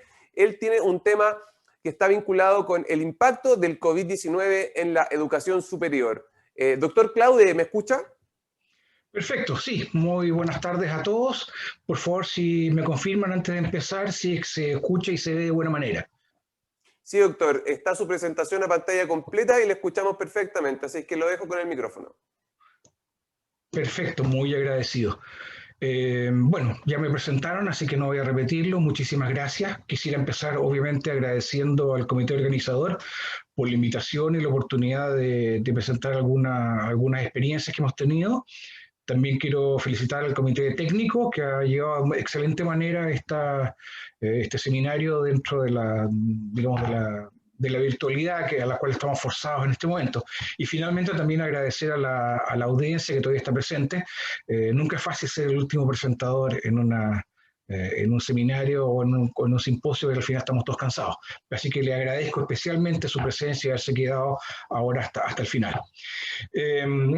Como pueden ver ustedes acá, yo cambié levemente el título de la presentación porque la verdad es que había quedado un poco demasiado grande. La verdad es que acá yo iba a sacar conclusiones generales sobre el impacto que ha tenido la pandemia en la educación superior en Chile, ni siquiera en la región de Los Ríos. Esto es una visión mucho más parroquial, si ustedes quieren, centrada en la experiencia que he tenido, algunos académicos cercanos a mí y mi persona, de la manera como estamos enfrentando esta nueva realidad para formar a nuestros estudiantes. Pero así todo, siendo una visión limitada, yo creo que los problemas a los cuales nos hemos enfrentado, las soluciones que hemos encontrado, las conclusiones que hemos obtenido y los problemas que siguen existiendo, yo creo que son transversales y son válidos, ya sea que ustedes estén haciendo docencia acá o en cualquier lugar de América Latina, yo creo que es más o menos lo mismo, creo. Incluso más, yo creo que muchas de las conclusiones y las herramientas que hemos encontrado también son válidas. Si usted, por ejemplo, es administrador de una empresa y necesita capacitar a su personal, ya sea desde el punto de vista de teletrabajo, capacitarlos para enfrentar de mejor manera la epidemia sanitaria, hacer control de calidad, entrenamiento a distancia para manejar maquinaria, básicamente las herramientas y la metodología va a ser la misma. Si usted tiene que enseñarle algo a alguien a la distancia, las conclusiones acá son válidas, creo. Por lo tanto, acá como científico, yo creo que es importante empezar con una hipótesis.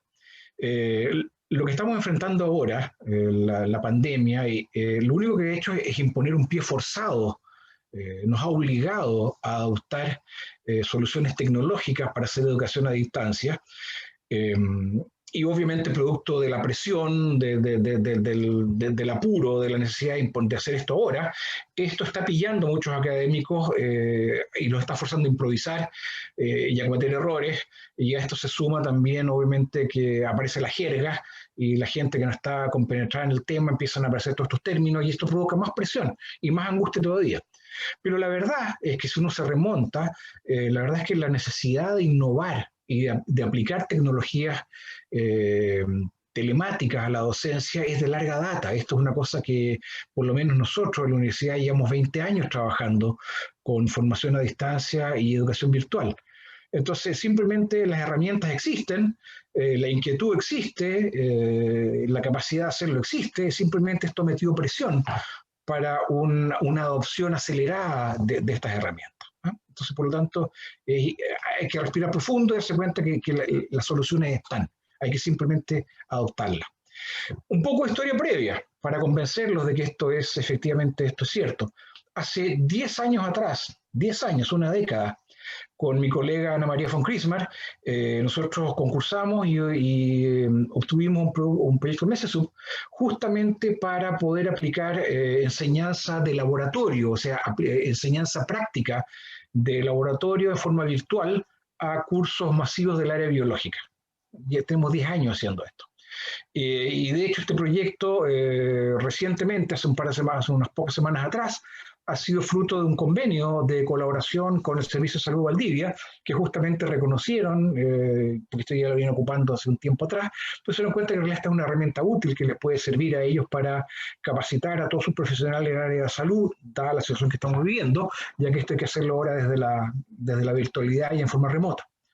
Entonces, el objetivo de este proyecto era básicamente 3: poder desarrollar y seguir creando actividades virtuales que se puedan utilizar para la enseñanza, facilitar la aplicación y la difusión, cosa que más gente pueda adoptar esta tecnología. Y lo tercero, que era tal vez lo más importante, era desarrollar una plataforma informática con un software que les permite a ustedes desarrollar de manera fácil y rápida una solución personalizada para sus necesidades. Entonces, en el fondo piénsalo como una caja de herramientas. Está la caja de herramientas, están las instrucciones para que usted pueda hacer lo que quiera, digamos, simplemente conectando bloques y piezas que ya existen. Entonces esto hace mucho más rápido, mucho más fácil, no tratar de adaptar la solución que encontró una persona distinta a mí, sino que ver qué es lo que esta persona hizo que a mí me sirve, más las cosas que yo puedo agregar, reconectar las piezas como un Lego, como un mecano, y ahora construir algo que a mí se me puede servir o que se acerca mucho más a mis necesidades. Ese era el motivo detrás de esto. Y esto, digamos, funcionó y sigue funcionando muy bien, y con el aporte de la gente que sigue participando en esto, la idea es que esto siga creciendo. Al final va a ir un link por si les interesa. Ahora, esto no nació de la nada. Esto fue una manera de hacer más productivo soluciones artesanales que hemos encontrado 10 años anteriores al proyecto. Nosotros llevamos 20 años haciendo docencia virtual. Y esto nació fruto de una necesidad, como casi siempre ocurre, ¿verdad? La virtud es fruto de la necesidad. Nosotros hace 20 años atrás teníamos problemas serios con una asignatura, un curso de bioquímica general para medicina veterinaria dentro de la Universidad Austral. El problema de esta asignatura, que era un curso masivo, más de 100 estudiantes, a los cuales eran todos estudiantes de primer año, eran novatos. Nunca antes habían tenido un laboratorio para hacer experiencias prácticas en la universidad. Incluso muchos de ellos nunca habían tenido laboratorios, nunca, porque viniendo algunos de un contexto de ruralidad o de colegios municipales en zonas remotas, no tenían, simplemente nunca habían hecho una experiencia de laboratorio, cero experiencia. Por lo tanto, es complicado tratar de hacer un laboratorio de bioquímica para estudiantes que nunca han hecho siquiera un laboratorio de química. No es fácil. Y además se da el problema de que venía de un background variado con respecto a su manera de trabajar. Nosotros queríamos tener una experiencia personal e individual para cada estudiante, pero no es fácil tener 100 estudiantes trabajando de forma individual cada uno de ellos. Ahora, acá hay una cosa que es absolutamente esencial tener en cuenta. Nosotros con la virtualización podemos reproducir una experiencia de una actividad de laboratorio. Y esto, la idea detrás de esto es que la experiencia de laboratorio facilite la comprensión y la visualización de los contenidos que se entregan en la parte teórica y que a veces son demasiado abstractos para entenderlos así en la pizarra, intelectualmente, y es mucho más fácil, se facilita la comprensión cuando uno puede experimentar esto haciendo una manipulación experimental. Ese es el objetivo. Lo que no podemos reproducir, lo que no se puede hacer, y esto es importante, no les podemos, mediante la virtualización, no les podemos enseñar destrezas de laboratorio.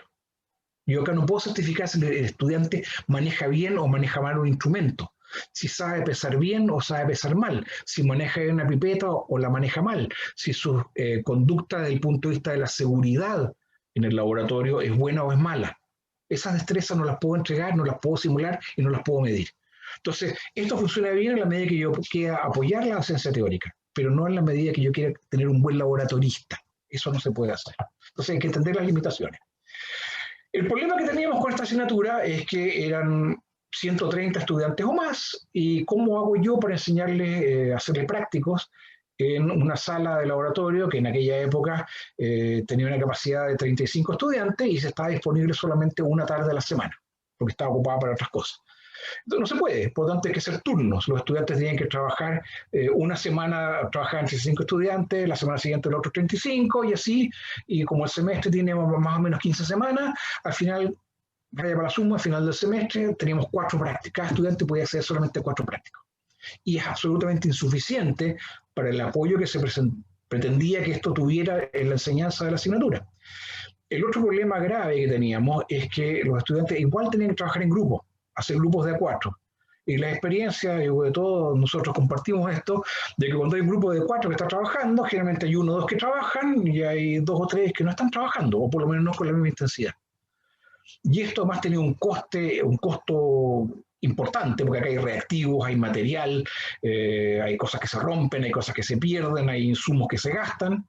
Y otra cosa que no es menor es que el papel que se generaba, estamos hablando de cortar un bosque pequeño solamente en papel y en tinta, y para tener miles de pruebas de entrada y miles de informes que corregir al final del semestre, ¿verdad? Entonces la huella de carbono que esto tenía tampoco era menor. Entonces, ¿cómo solucionamos esto? Bueno, simplemente adoptamos un modelo de prácticos virtuales. Y no los quiero latear y es más que la hora avanza, pero básicamente es una experiencia absolutamente lineal en que los estudiantes ingresan a una página web. Esto está abierto las 24 horas del día, pueden trabajar a la hora que quieran, lo pueden hacer, no es necesario que lo hagan todo de una sola vez.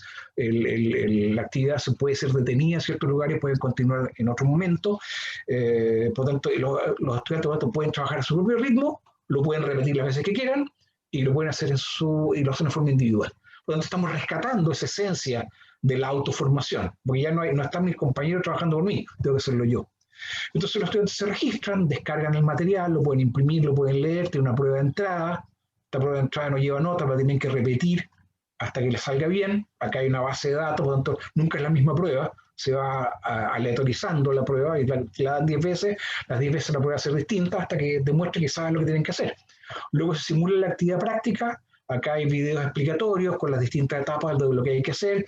Después la actividad se simula, como ustedes ven acá en el panel de la derecha. Los estudiantes tienen muestras virtuales con cantidades de tejido virtuales. En este ejemplo de acá, de ahí tienen que determinar la cantidad de glicógeno que hay, básicamente convirtiendo el glicógeno a glucosa. Hay un procedimiento para convertir el glicógeno a glucosa. Esto se cuantifica y obtiene un resultado. Y finalmente, si ellos logran hacer esto bien, repitiendo las veces que sea necesario hasta que les salga bien, tienen que ellos generar un informe, y ese informe es manipular esos datos experimentales, es hacer los cálculos que corresponda y llegar a la conclusión que corresponde. Si está malo, se repite el informe. Hasta que finalmente los estudiantes lleguen a una conclusión aceptable.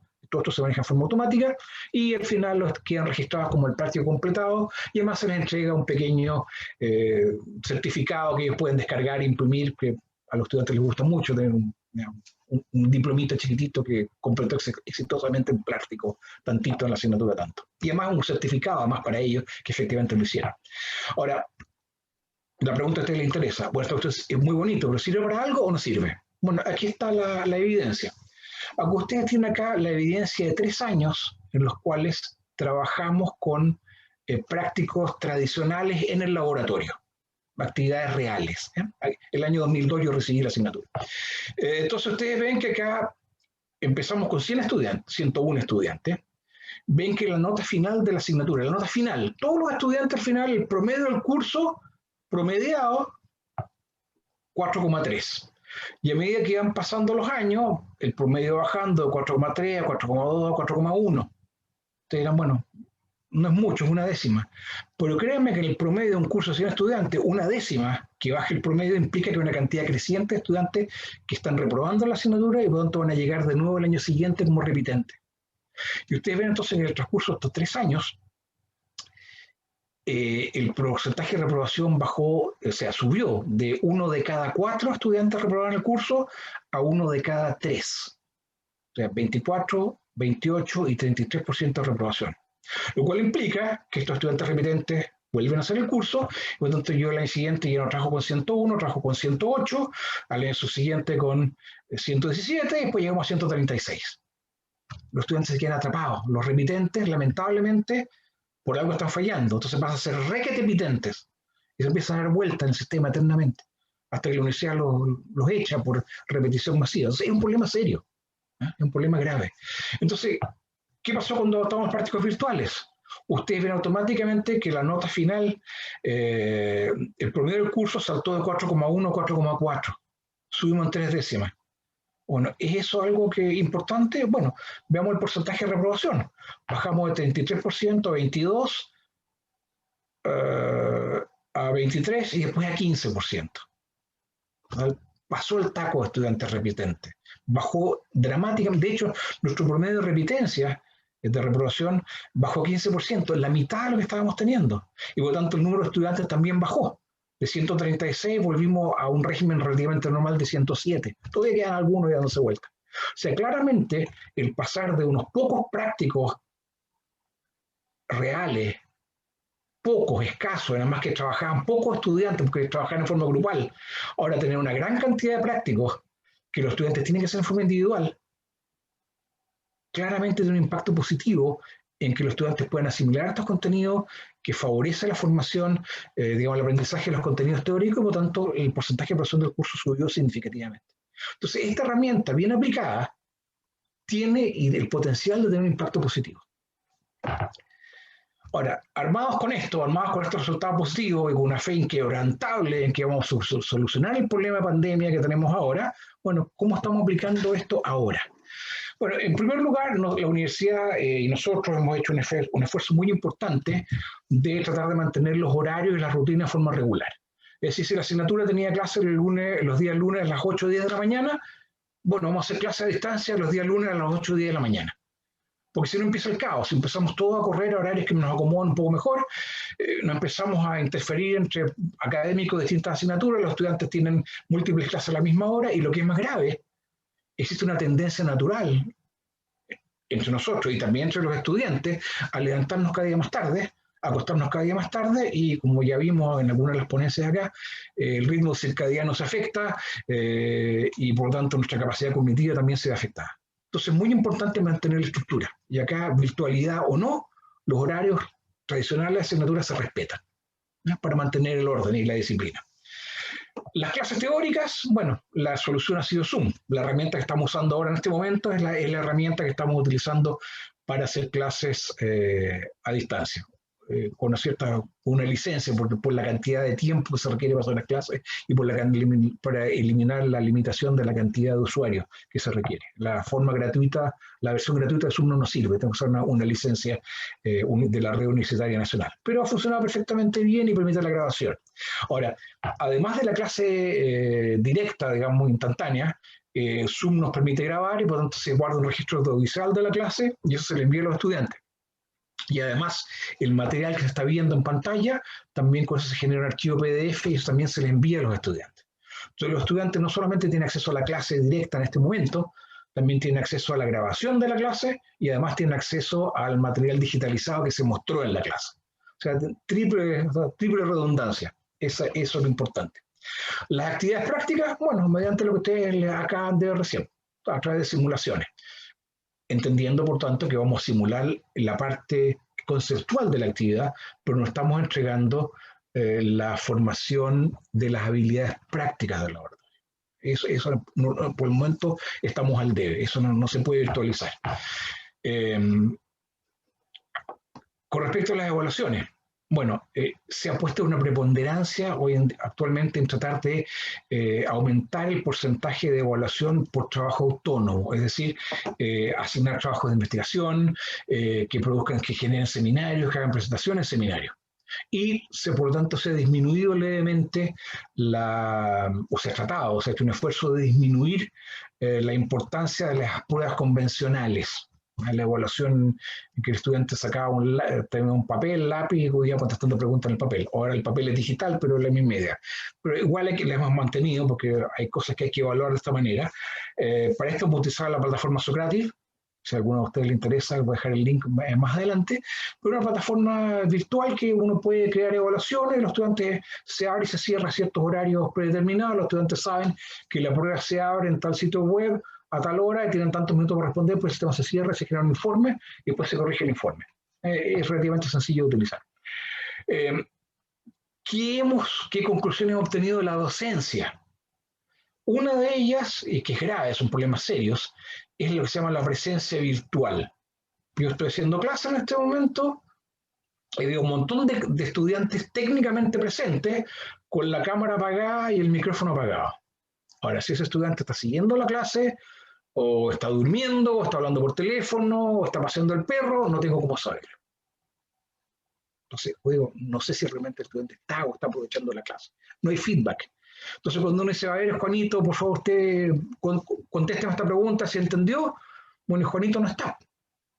Y probablemente a los 3 minutos más tarde aparece Juanito porque uno de sus compañeros lo whatsappeó y el profe está preguntando por ti y llega, pucha, profe, sabes que me desconecté, tuve un problema, qué sé yo. Entonces, es una incógnita en este momento.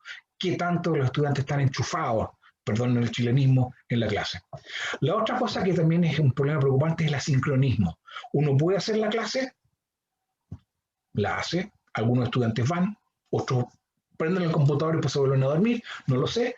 Uno les da trabajos para mantenerlo con avances, para que trabajen de forma regular, y no pasa nada. Uno cita sesiones de preguntas y respuestas, además de la clase, uno cita sesiones extraordinarias para si tienen alguna duda, alguna aclaración antes de la prueba, o cómo les está yendo con el trabajo que están preparando, y llegan 2 o 3 y está todo bien y se desconectan y después a las 2 de la mañana el día antes me llegan los WhatsApp o me llegan los correos electrónicos, muchos profesores no entendí esto, me puede explicar, qué sé yo. Entonces estamos trabajando a tiempos distintos, a pasos distintos y esto es preocupante y lamentablemente en este momento no hay como en este momento no hay una solución fácil para solucionar esto. Y la otra cosa que estamos detectando también es que los estudiantes están estudiando menos.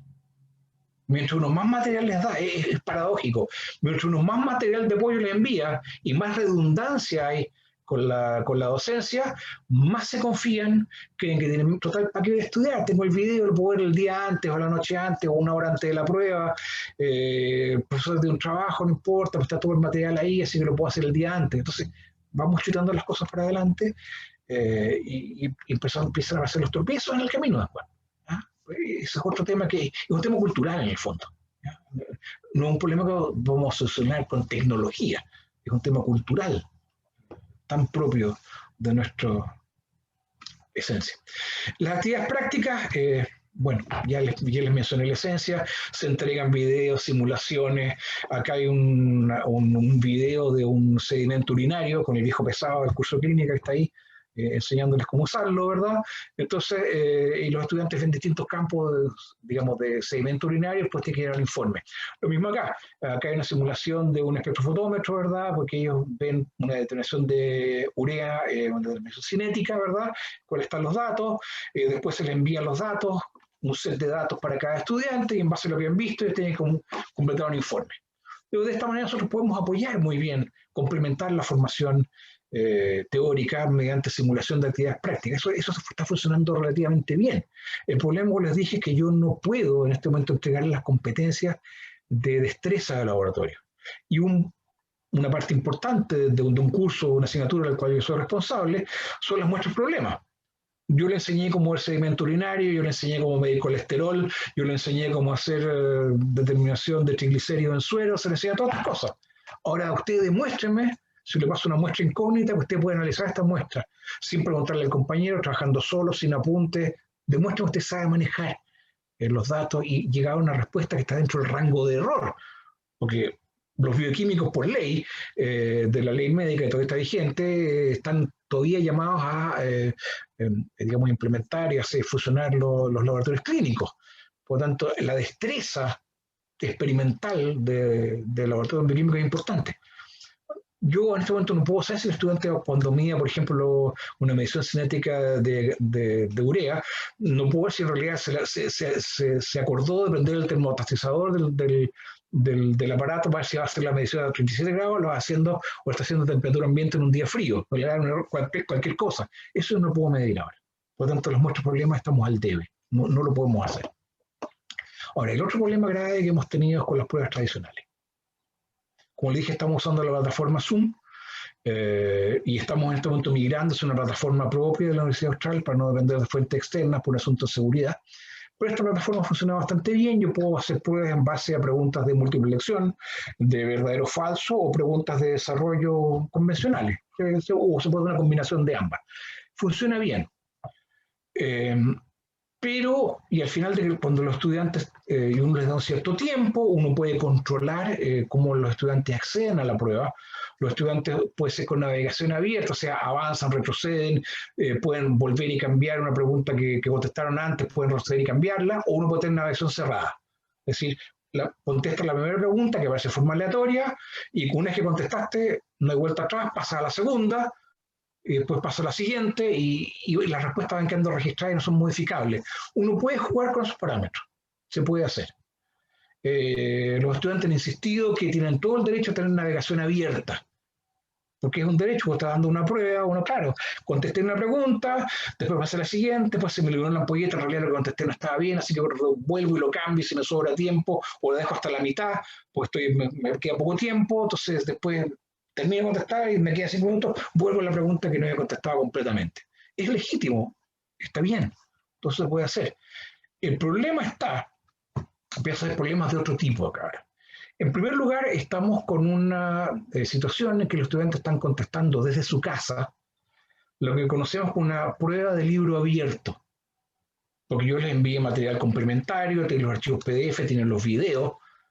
Entonces, ¿qué sentido tiene si yo en una clase les expliqué cómo funciona, por ejemplo, la regeneración del bicarbonato en el túbulo renal? ¿Qué sentido tiene que ver en la prueba? Les pregunto, bueno, descríbame cómo es la regeneración del bicarbonato en el túbulo renal. El estudiante obviamente va a ir corriendo el video o ir corriendo el archivo PDF y va a copiar y va a pegar. Entonces, lo único que puedo medir acá es la capacidad de copiar y pegar del estudiante, como mucho. Entonces, ese tipo de preguntas que son base de regurgitación de contenido memorizado no tienen ningún sentido en esta situación.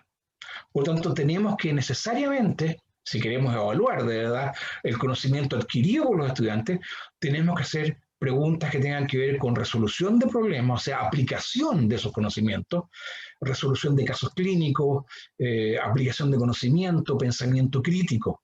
Compare una cosa con otra. No puedo pedirles, mire, por favor, cuénteme lo que vio en clase. Es absurdo, ¿ya? Con algunos estudiantes no hay problema, pero lamentablemente hemos detectado grupos de estudiantes por los cuales esto es tremendamente estresante y no hay caso. Yo le pregunto al estudiante, ¿cómo puede usted, por ejemplo, medir en la práctica los niveles de bicarbonato en la sangre de un paciente y por qué es relevante? Y yo sé que un grupo de estudiantes van a contestar, van a copiar y pegar la definición de la importancia del bicarbonato en un paciente. O sea, me están regurgitando el conocimiento, pero no lo están aplicando, ese conocimiento para la aplicación, resolución de un problema. Es casi un switch automático. Me pregunta esto, yo le vomito de vuelta a lo que me enseñó en la clase. Pero se niegan o les cuesta mucho esto de aplicar el conocimiento a una relación de elementos que hay que resolver, ¿no? Yo creo que acá, y hay que ser honesto, por favor no quiero criticar a nadie, ni mucho menos, pero es parte de los problemas que tenemos actualmente en la educación en Chile y en la enseñanza media, ¿no? Que está muy fuertemente basado, en algunos casos, en que el conocimiento se malentiende como memorización.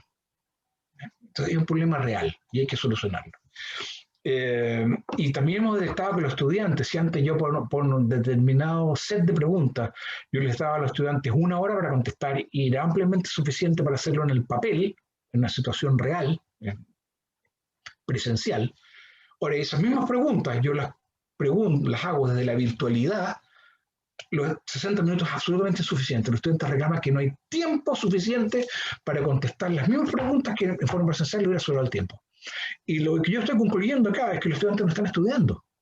Se están confiando, como tienen todo el material disponible, cuando me hagan la prueba, entonces perfecto, me están preguntando esto, voy al video, voy a WhatsApp, voy a Internet, voy a Google, voy a los apuntes que tengo, y ahí voy a empezar a buscar qué es lo que está preguntando el profesor, voy a copiar eso y lo voy a pegar. Entonces, están enfrentando a una situación de una contingencia que tienen que contestar sin estar suficientemente preparados. Es tal vez un efecto contraproductivo de entregar tanto material complementario. Está siendo mal utilizado desde mi punto de vista, ¿no? Hay sobreconfianza en que la información está ahí y puedo acceder a esa información cuando quiera. Y es en la eterna discusión de que la información no es lo mismo que el conocimiento. ¿Ya? No quiero caer en la filosofía ahora, pero información no es sinónimo de conocimiento. Yo puedo saber muchas cosas de memoria, pero eso no implica que realmente sé lo que estoy hablando. Yo puedo repetir como loro que memoricé sin necesariamente entender de qué estoy hablando. Y otro problema grave que hemos detectado ahora son las famosas redes sociales.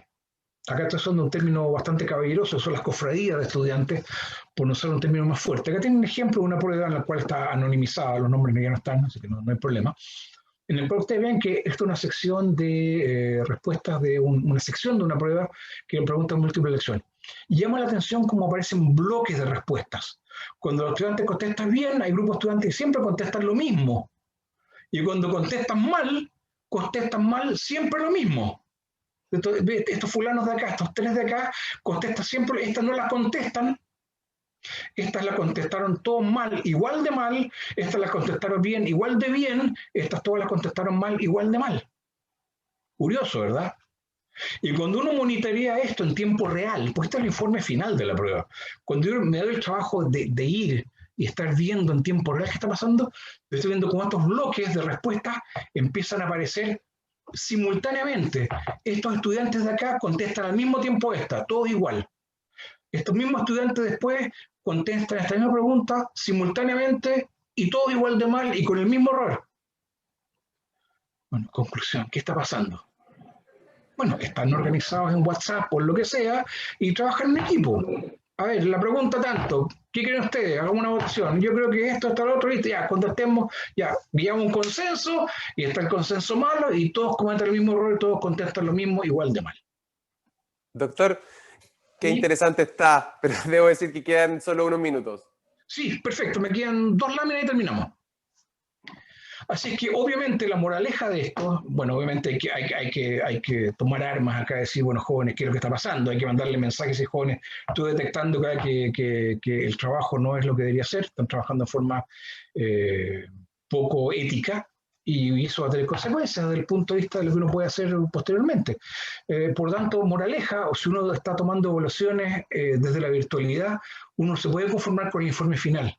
Hay que estar monitorizando lo que pasa en tiempo real, porque uno detecta estas situaciones que son irregulares y que son reñidas con la ética. Lamentablemente, los estudiantes dedican gran esfuerzo a encontrar debilidad en el sistema y tratar de explotarla. Y si ese mismo tiempo, ese mismo esfuerzo lo aplicaran en estudiar, los resultados serían muchísimo mejores. Así que bueno, las conclusiones, porque me quedan un par de minutos, con limitaciones, yo diría que la docencia se está entregando de una manera aceptable. La teórica no es tan complicada, se puede hacer. La práctica, tenemos estas herramientas que están a disposición de toda la comunidad, las pueden usar, pueden entregar los links a continuación, se pueden aplicar para muchas cosas, de forma gratuita además. Pero lo que sí necesitamos un ajuste metodológico y cultural de parte de los estudiantes. De algunos, no de todos, no quiero generalizar, pero algunos estudiantes que tienen problemas desde el punto de vista de cómo enfrentar estas situaciones. ¿Ya? Y obviamente cómo mejoramos las evaluaciones tradicionales, las pruebas desde la virtualidad, es un tema que sigue pendiente y estamos trabajando justamente para tratar de desincentivar este tipo de cofradías de poco éticas, digamos, parte de los estudiantes. Ahora, también hay que mirar el lado positivo. El lado positivo es que a la fuerza, arrastrados, pataleando, esa situación nos ha forzado a innovar en la forma de entregar docencia. ¿Ya? Las herramientas, como les mostré, están disponibles hace 20 años y poca gente las ha aprovechado. Bueno, ahora hay que aprovecharlas. Entonces, a pesar de que esto está a pie forzado, es positivo que nos fuerce a innovar y a utilizar nuevas técnicas y nuevas estrategias que está demostrado que pueden ser muy beneficiosas. Y también es beneficioso saber diagnosticar los estudiantes que tienen problemas, porque antes es una realidad oculta. Estos estudiantes que están trabajando de esta manera poco eficiente o poco ética, bueno, lo estamos detectando ahora. Ahora es el momento de corregirlo. Entonces también es positivo haber detectado esto. Bien, muchísimas gracias por su tiempo y su paciencia. Aquí está mi correo electrónico, si alguien tiene alguna duda o consulta, yo encantado les contesto en algún momento. Y acá están los links de estas herramientas virtuales que están disponibles. Por favor, si a ustedes les interesa o lo quieren aprovechar, contáctense con nosotros, les podemos crear es todo gratuito, se les crea una cuenta con contraseña, ustedes pueden jugar con el sistema a su gusto. Y si requieren modificarlo para usarlo de forma más enfocada, un poco distinta, lo quieren modificar para usarlo en otras actividades, no hay ningún problema, pues tienen que suscribir un convenio. Pero también se puede hacer y no hay costo asociado. Muchísimas gracias por su tiempo y su paciencia. Los devuelvo ahora con nuestro anfitrión. Doctor Claude, el impacto del COVID en la educación. Quisiera hacerle una pregunta que me hacían acá, doctor, porque hablamos de los estudiantes y cómo ha sido el trabajo con ellos, pero a su parecer, el impacto que ha tenido la docencia virtual sobre los docentes como trabajador. No sé si se puede referir un poco a eso, si hay alguna conversación con los colegas, otras universidades. ¿Cómo se ha visto eso? Mira, hay cosas buenas y hay cosas malas. Las cosas buenas, por ejemplo, ¿qué es lo bueno? Hablando de mi experiencia personal. Si yo antes tenía que hacer clases a las 8 o 10 de la mañana, significaba que tenía que levantarme a las 6 de la mañana para estar allá, ¿verdad? Y luchar contra el tránsito y cruzar el puente. Ahora yo me levanto a las 7:30, me lavo los dientes, me ducho y estoy haciendo mi clase. Desde el punto de vista, mi tiempo se aprovecha de mejor manera porque pierdo menos tiempo en otras cosas. ¿Cuál es el problema? Yo tengo la suerte, digamos, que estoy más compenetrado con la virtualidad porque llevo un tiempo trabajando en esto. Hay colegas para los cuales esto es una experiencia nueva, es un mundo nuevo y por lo tanto hay una curva de aprendizaje. Y esa curva de aprendizaje implica que a veces no ocupan bien las herramientas o hay profesores que están perdidos, que tenemos algunos, ya no somos tan jóvenes, y si no hemos tenido la experiencia de dónde está el botoncito para compartir pantalla porque yo hago clases en la pizarra con tiza. Entonces, bueno, una persona de más edad, los más viejos como nosotros, nos cuesta adaptarnos a las tecnologías nuevas y eso tiene un impacto. Lo hace más estresante, se cometen errores. pero a la larga hay que habituarse. Entonces, para algunos ha sido fácil, para otros ha sido más difícil. ¿Ya? Y ha generado estrés en algunos docentes. Pues yo diría que a estas alturas ya estamos todos habituados y todos lo estamos haciendo de buena manera. Fue estresante al principio, ahora ya es parte de la rutina, así que eso ya está asumido, está funcionando bien. La parte práctica todavía hay algunos que se resisten a esto de las herramientas virtuales, probablemente porque le tienen miedo. Pues nosotros, digamos, una vez que uno encuentra una fórmula que le funciona, yo llevo 30 años haciendo este práctico de esta manera y me funciona fantástico, no lo voy a cambiar. Porque lamentablemente cuando uno está cómodo con algo es reacio a cambiarlo. Pero ahora lamentablemente esa herramienta ahora ya no funciona. Entonces hay que empujarlos para que adopten estas nuevas tecnologías. También genera estrés, también se cometen errores. Y esos errores a veces los pagan los estudiantes, también los pagan los estudiantes. O sea, los pagan los profesores, pero también los pagan los estudiantes. O sea, hay reclamos a los estudiantes. Esto que el profesor X lo está haciendo pésimo, no entendemos nada y se le cae, no funciona. Está bien, sí, es legítimo, pero el profesor X no lo está haciendo a propósito. Lo está haciendo porque de la noche a la mañana lo forzaron a adoptar un modelo con el cual no se siente cómodo. Entonces también hay que tener flexibilidad, tanto para entender a los estudiantes, pues esa flexibilidad también se tiene que aplicar para entender al estrés y el desconocimiento que tienen algunos académicos. No sé si contesté la pregunta, pero por ahí vamos. Sí, doctor, y me gustaría profundizar porque considerando diferentes aristas, considerando los contratos de los profesores, considerando, no sé, los magíster, considerando este sistema de evaluaciones donde muchas veces los estudiantes trabajan en manera grupal, donde no es posible medir si están poniendo atención o no, participando activamente de la clase, usted lo decía, no hay feedback. ¿Crees que eso se logre superar para que este tema de la clase virtual sea algo que llegó para quedarse? Absolutamente. Yo creo que esto que llegó para quedarse, aunque se vea la pandemia, yo creo que hay situaciones en las cuales el teletrabajo, la teledocencia, que en algunos casos es más eficiente que el trabajo virtual. Por ejemplo, usted trabaja en un programa de doctorado conjunto entre dos universidades, por ejemplo. Usted tiene que hacer un curso que es para estudiantes de la Universidad Austral, la Universidad de Concepción, por ejemplo, que eso implica que la gente tenga que viajar y esas cosas.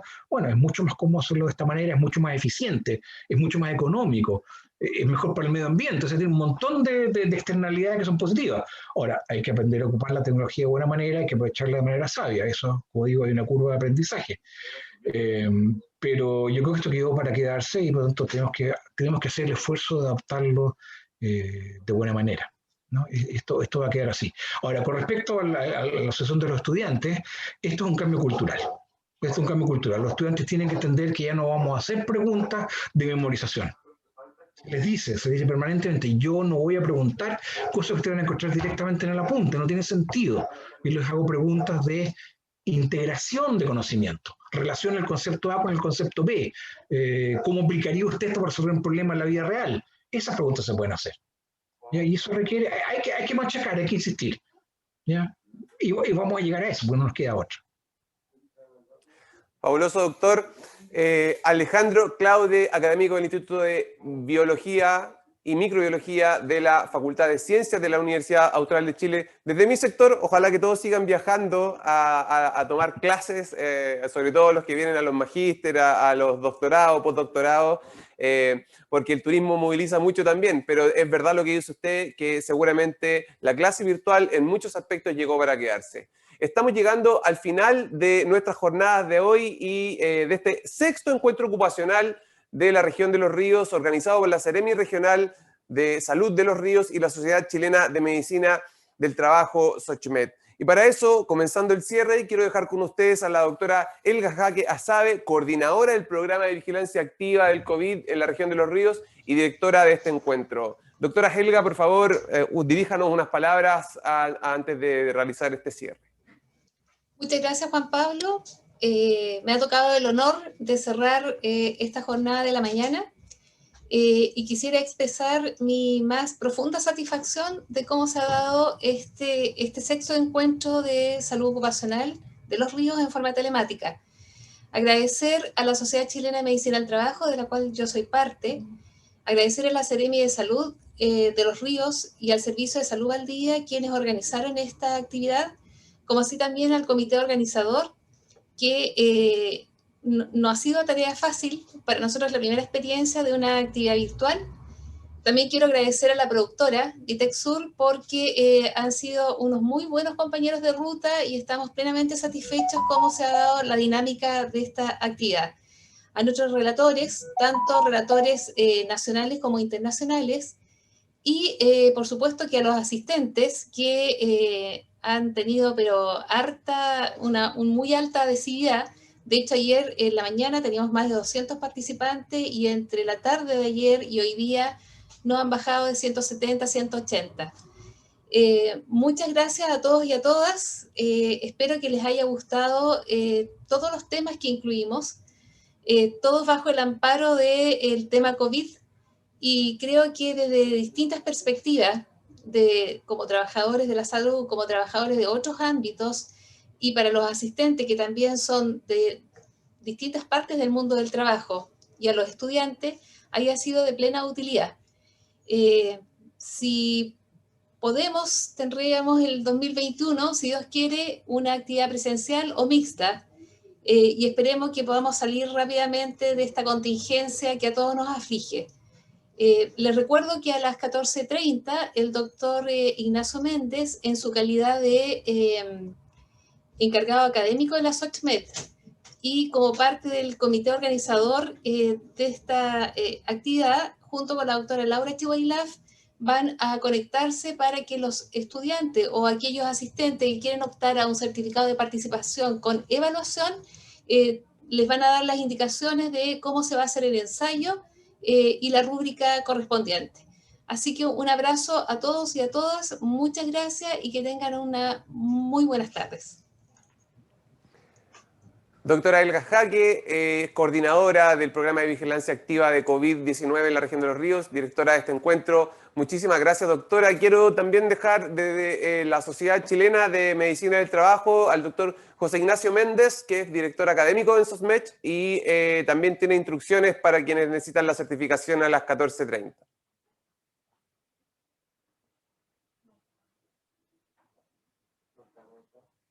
Ah, perdón, me dicen que no estaba por ahí.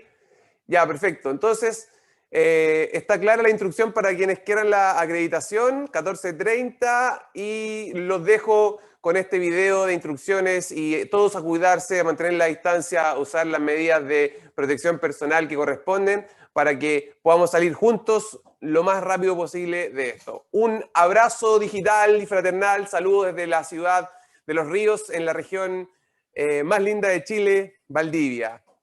Abrazos, saludos.